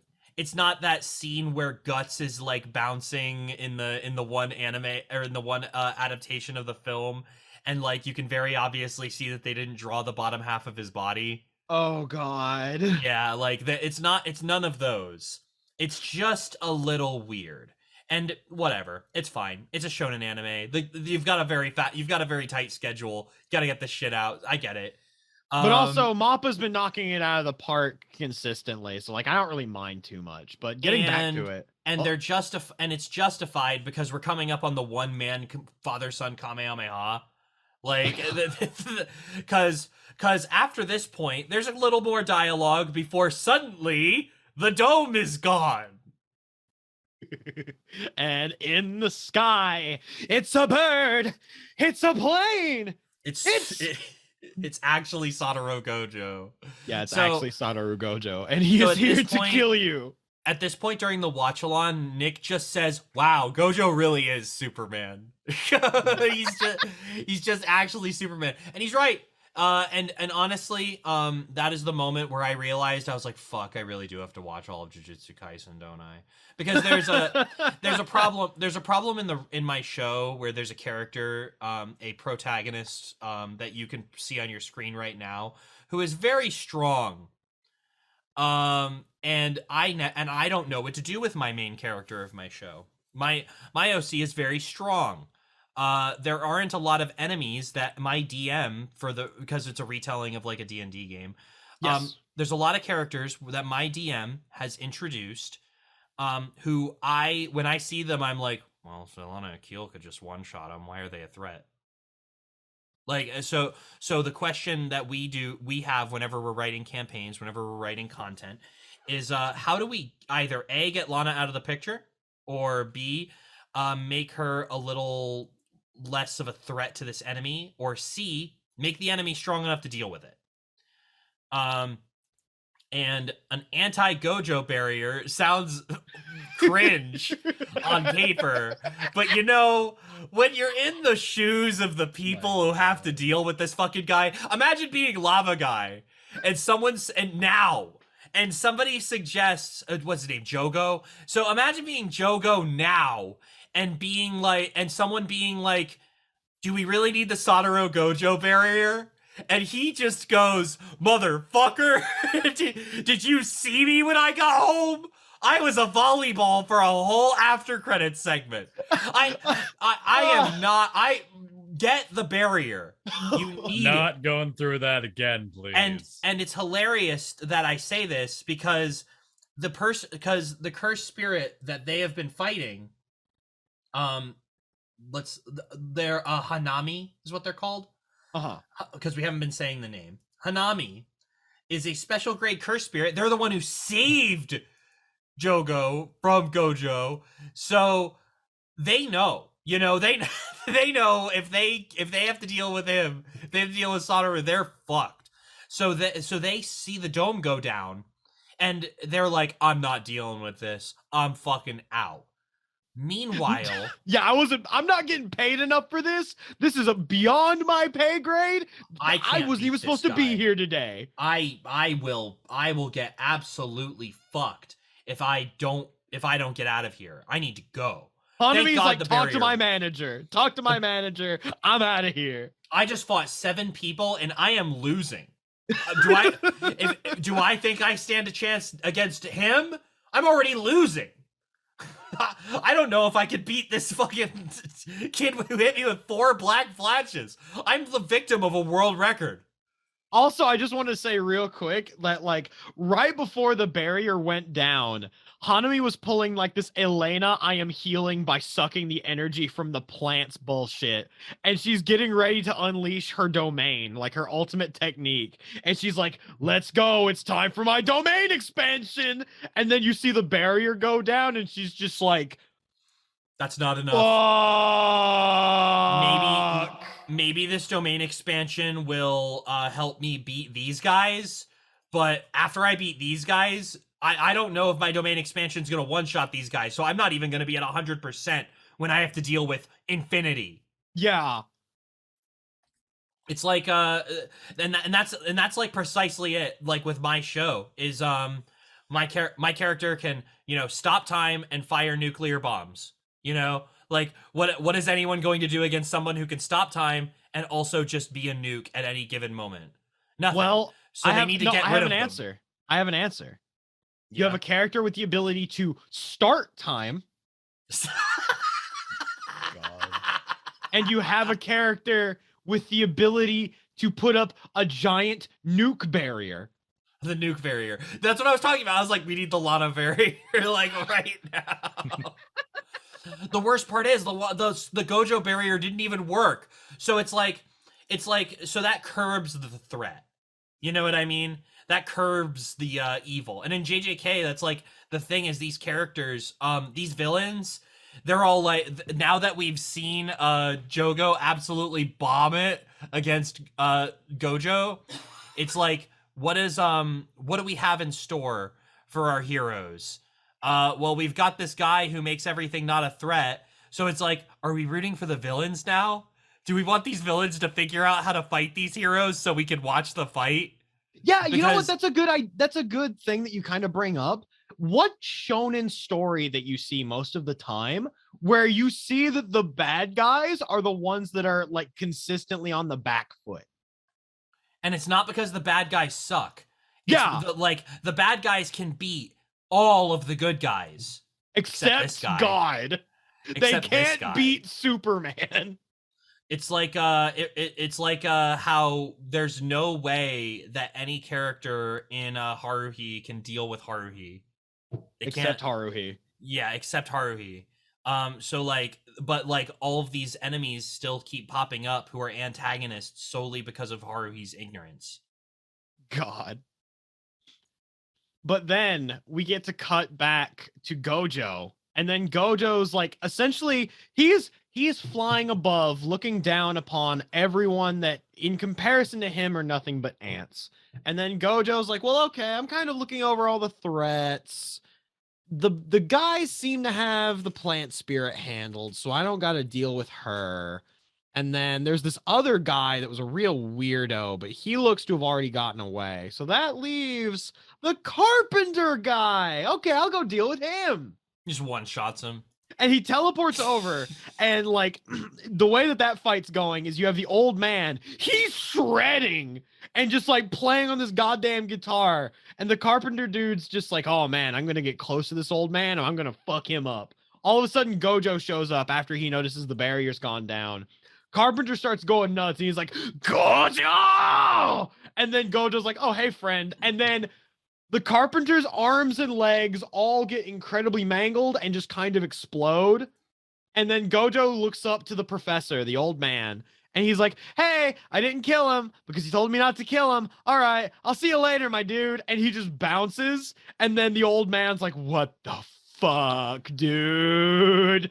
The old man really does find out that he's in over his head every single episode. It's fantastic. I love seeing him just have to deal with the fact that he is nothing, that he's a fucking boomer idiot. The Nanami's trying to get out of here. They're like I'm gonna, or Hanami, sorry. Hanami's trying to get out of here. They're trying to escape. They're scared. They're like, fuck, I'm gonna die. And then they're like getting ready to leave. They're curling up into the thing, and Gojo is just like, yeah, I'm gonna take care of it. We're done here. I'm gonna take care of it. The Itadori's learned a lot, and they're starting to escape, and Gojo's pulled out these two colors, and he's like, this is my cursed attack. This is gonna fuck everything up. And Todo or Yuji's like, wait, we need to stop him. And Todo's like, hey, Yuji, just don't move. And he's like, what? And then all of a sudden, a purple Kamehameha just blasts through the entire forest and just eviscerates everything right in front of Itadori.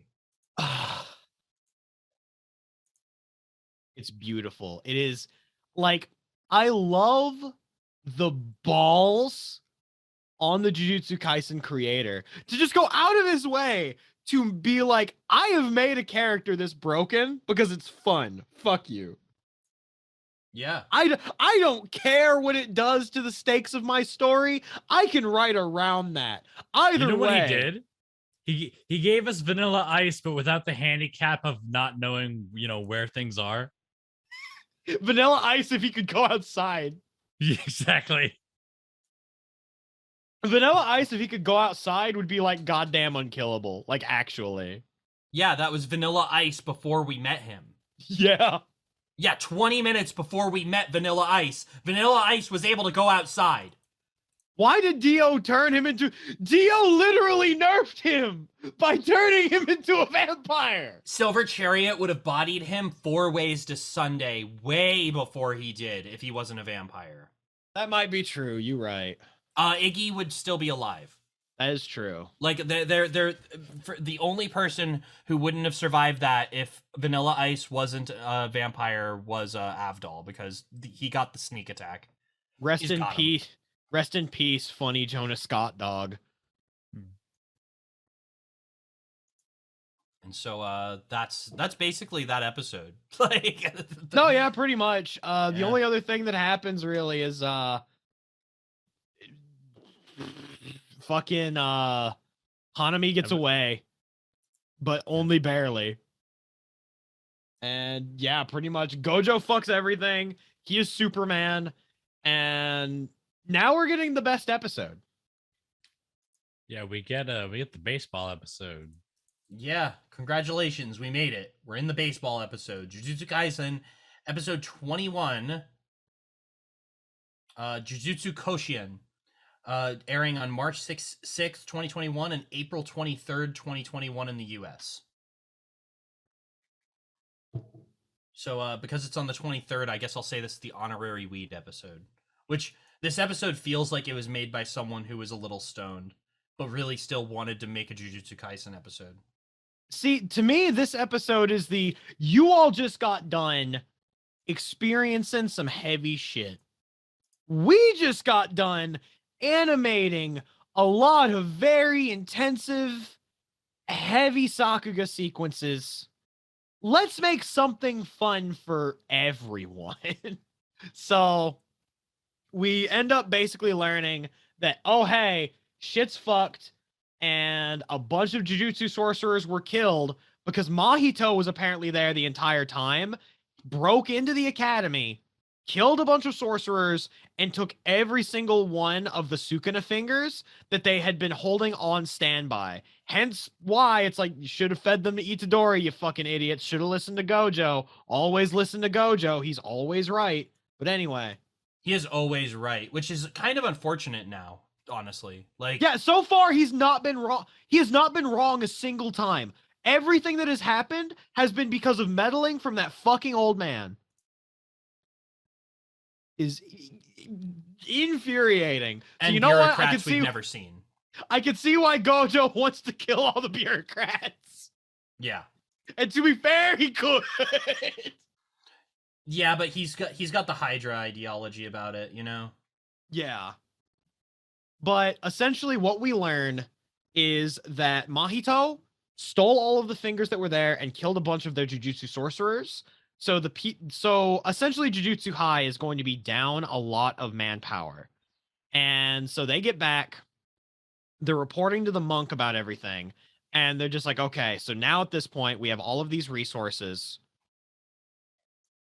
All we can do is keep preparing until October 31st in Shibuya. And that's all we get from them. We don't get anything else really, other than the fact that there was this one other dude that we kind of didn't talk about, but essentially he's a guy with a sword with a hand for a handle, and he's incredibly flamboyant, and I think he's funny. And he was at the whole school event, and he gets out of there along with Hanami and Mahito. And all three of them managed to make their way out.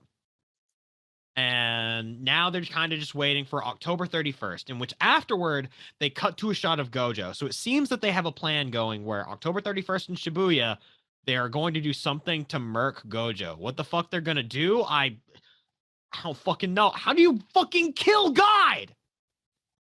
But I digress. I wake up every morning saying I'm going to kill God. I haven't done it yet, but we'll see what happens. But at this point, that's where all of the serious plot development ends, because now it's time to play baseball, where we cut to Miwa, the blue-haired girl with the sword. She calls herself Useless Miwa, and it cuts to her going up to the base for the first swing, and Gojo is the fucking umpire calling for the bases and everything. And I'm over here like, what the fuck is happening? And it turns out that they were like, okay, so I guess we have to cancel the school festival. And then Gojo turns to them and says, no, we're not canceling the school festival. And so what they end up doing is normally the second day of the festival is for individual fights where people from these schools get together to fight each other one-on-one.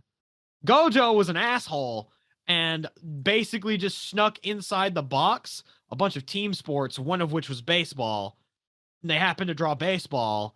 And so now all of the people from the separate schools are playing in this huge fucking baseball game. And it is so adorable because anytime one of them come up to bat, they have a little description about like the character and like essentially like a little bio about them. And the one that I remember the most is when Panda goes up to bat. It says, it's like Panda dreams to one day punch a zebra. And I'm just like, Yeah, he sure does. I forgot about that. Oh my god. Panda dreams to one day punch a zebra. And then Toto's, when he goes up to bat, is like, he swears that he has won nationals with Itadori. Itadori refuses to confirm this. No, Itadori denies this. Yeah, Itadori denies this. He denies that this is the case. Toto is lying about me, which is true. Toto has very much made a fantasy world where him and Itadori are childhood friends and brothers in arms. And everyone is just like, man, this sucks. This sucks. No, and essentially it's just a bunch of gags. Like for one of the gags that they do, it's those two, and then they're just like, okay, we need a pitcher. It's time to switch sides. And so they put down a pitching machine with a fucking robot face, like shittily drawn on it with a marker. And everyone's like, what the fuck is that? And they're like, Mechamaru. That's not Mechamaru. No, it's Mechamaru. He's pitching for us. Isn't that right, Mechamaru? Yeah. So they literally just set up a fucking high-speed pitching machine to be their pitcher. And they were like, it was someone said that they were like, I thought you would be the pitcher, or I thought Toto would be the pitcher, and they were like, well, Mechamaru can only pitch. Yeah, literally.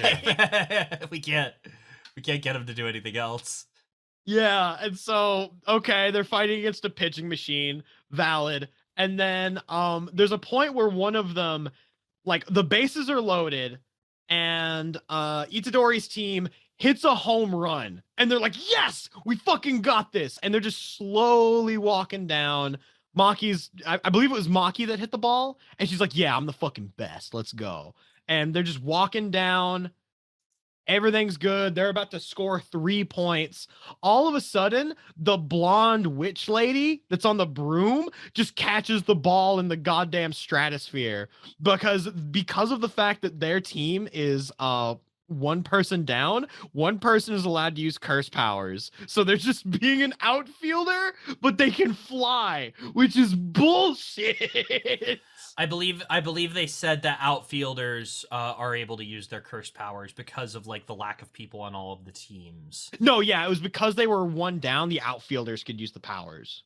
Mm-hmm. And so that shit's fucking phenomenal. But my favorite part, Toto goes up to bat and he's talking to Itadori and he's like, I'm ready to win this one for you, partner. And then Itadori's like, please stop talking to me, because the entire episode it's like, oh, they've been best friends during that fight, but Toto the entire time is chasing down Itadori, trying to get Itadori to be his friend, and Itadori's like, I'm sorry, it was a moment of passion, I'm sorry, I can't actually be your friend. And then Toto's like, come to me, my best friend.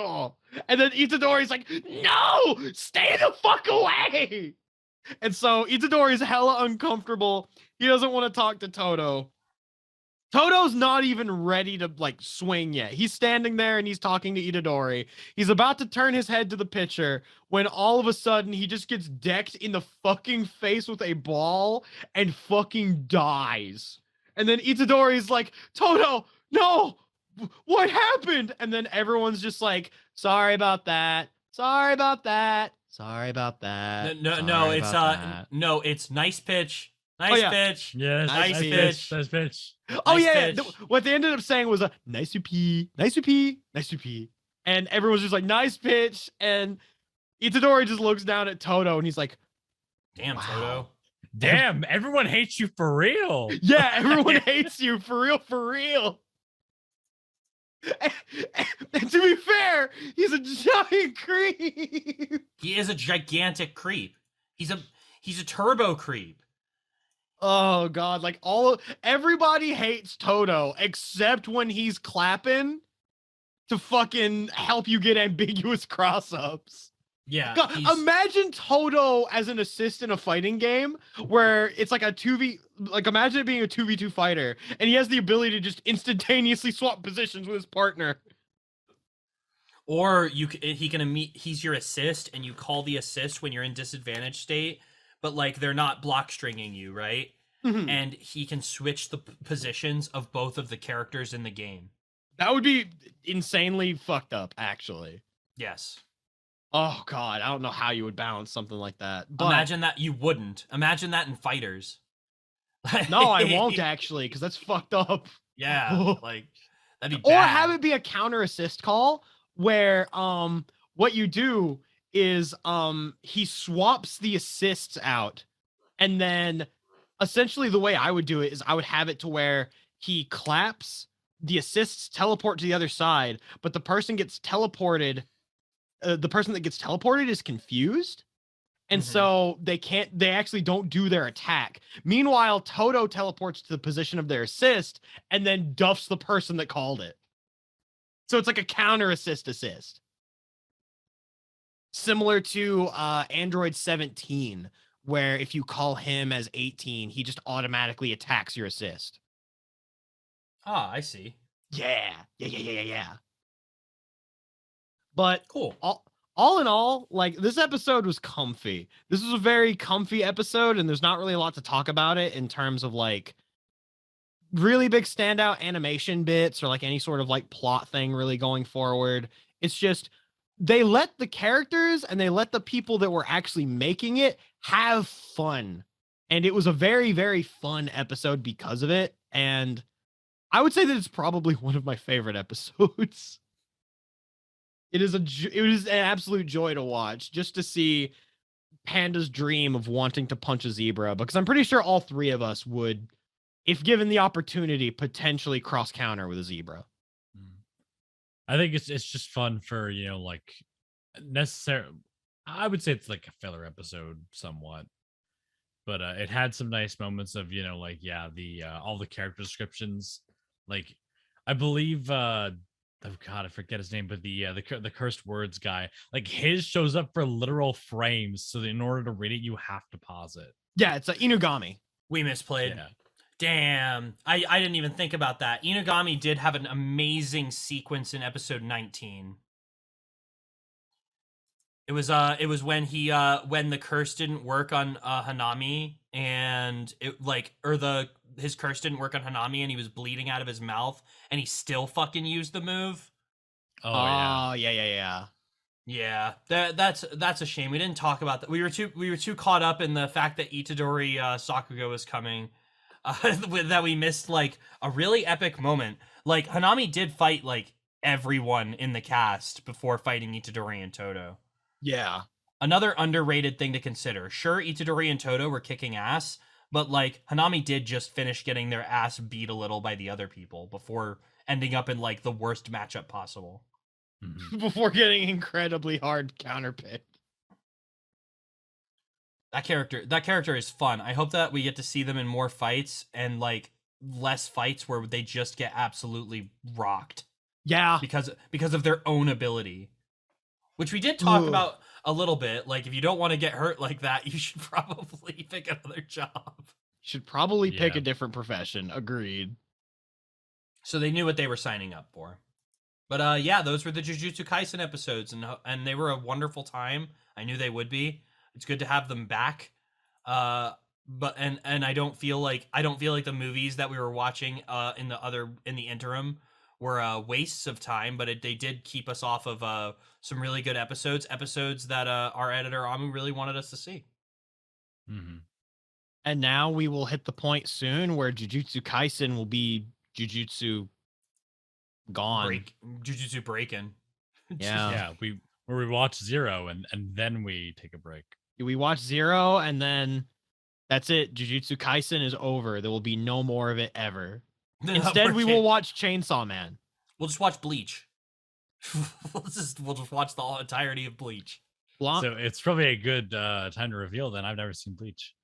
Really? Don't make me do this, not again. It's okay.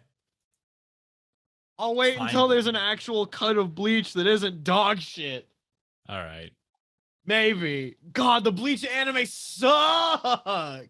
It's so not good. It's pretty meh, yeah. Like, at least with Naruto, like, when it got to the points of that near the end, like, they still had, like, really nice animation. Bleach didn't even have that. Yeah. Bleach's production is actually depressing. Oh, my God. Which is a shame, because I still think the first season of Bleach is actually some peak anime. Before they get to the Soul Society arc, that's some peak anime bullshit. That shit's good as fuck. But I am going to go on a ramble if I keep talking about how disappointed I am in Bleach. So I think at this point, now would just be a good time to end the episode. Mm-hmm. And it was a good. I had a lot of fun today, and I hope that finishing up Jujutsu Kaisen, because it's the last 3 episodes coming up, right? Yes, the last 3 Yeah. episodes, and then we have a film, and then finally we are free from Jujutsu Kaisen until we finally get that second season. I hope that the last 3 episodes end well. Sometimes when shows, because like this episode kind of left us with like nothing to consider, like what could be in the next episode. We have no idea, right? Mhm. Like so I hope that these episodes end well. I have no expectations. I think that what's going to happen is I mean, we need to see Gojo pop off, right? We've seen Gojo pop off every episode. yeah. Well, yeah, but what do we need to more see? so, I don't know, like him going up against Who? Hanami. Okay, hang on. They Freeze. hit them with the father son Kamehameha. Yeah, I was about to say, like, literally what we're Well, I going to guess, get yeah. literally what we're going to get in these next few episodes is we're going to get set up for what is to come, and we might get one more decently well animated fight, and that's about it, I think. Or like a new character to look forward to when the next season comes or something. Exactly. Like these next 3 episodes I think are going to be setting up for what's to come. All right. But- well, let's. I think we can wrap things here, and we can start up with everything next week. Yep, that sounds good to me. So as per usual, thank you all so much for hanging out with us. Thank you, Kai and Lana, for being here with me and helping me yell about anime bullshit together. And if you want to check us out, check out more of our stuff, feel free to follow us down here in the description on YouTube over at Geek Culture Pod, or follow us on Spotify. And if you are interested in any of our stuff, then feel free to follow myself at RedMufflerMan, Kai at... You can follow me at Cable Art on Twitter, Lana. You can follow me at TechnoTenor487, and you can look forward to more content coming because I will be live discussing my experiences at the Yu-Gi-Oh! Nationals that is coming up in July. It will be my last singles major, and I just booked my plane ticket today, like just now, and I hope to see some people there playing something new and interesting because this format is AIDS. Ooh. Yeah. But with that, I will be clocking out for the night. So take it easy, everybody. Have a good one. Bye. See ya.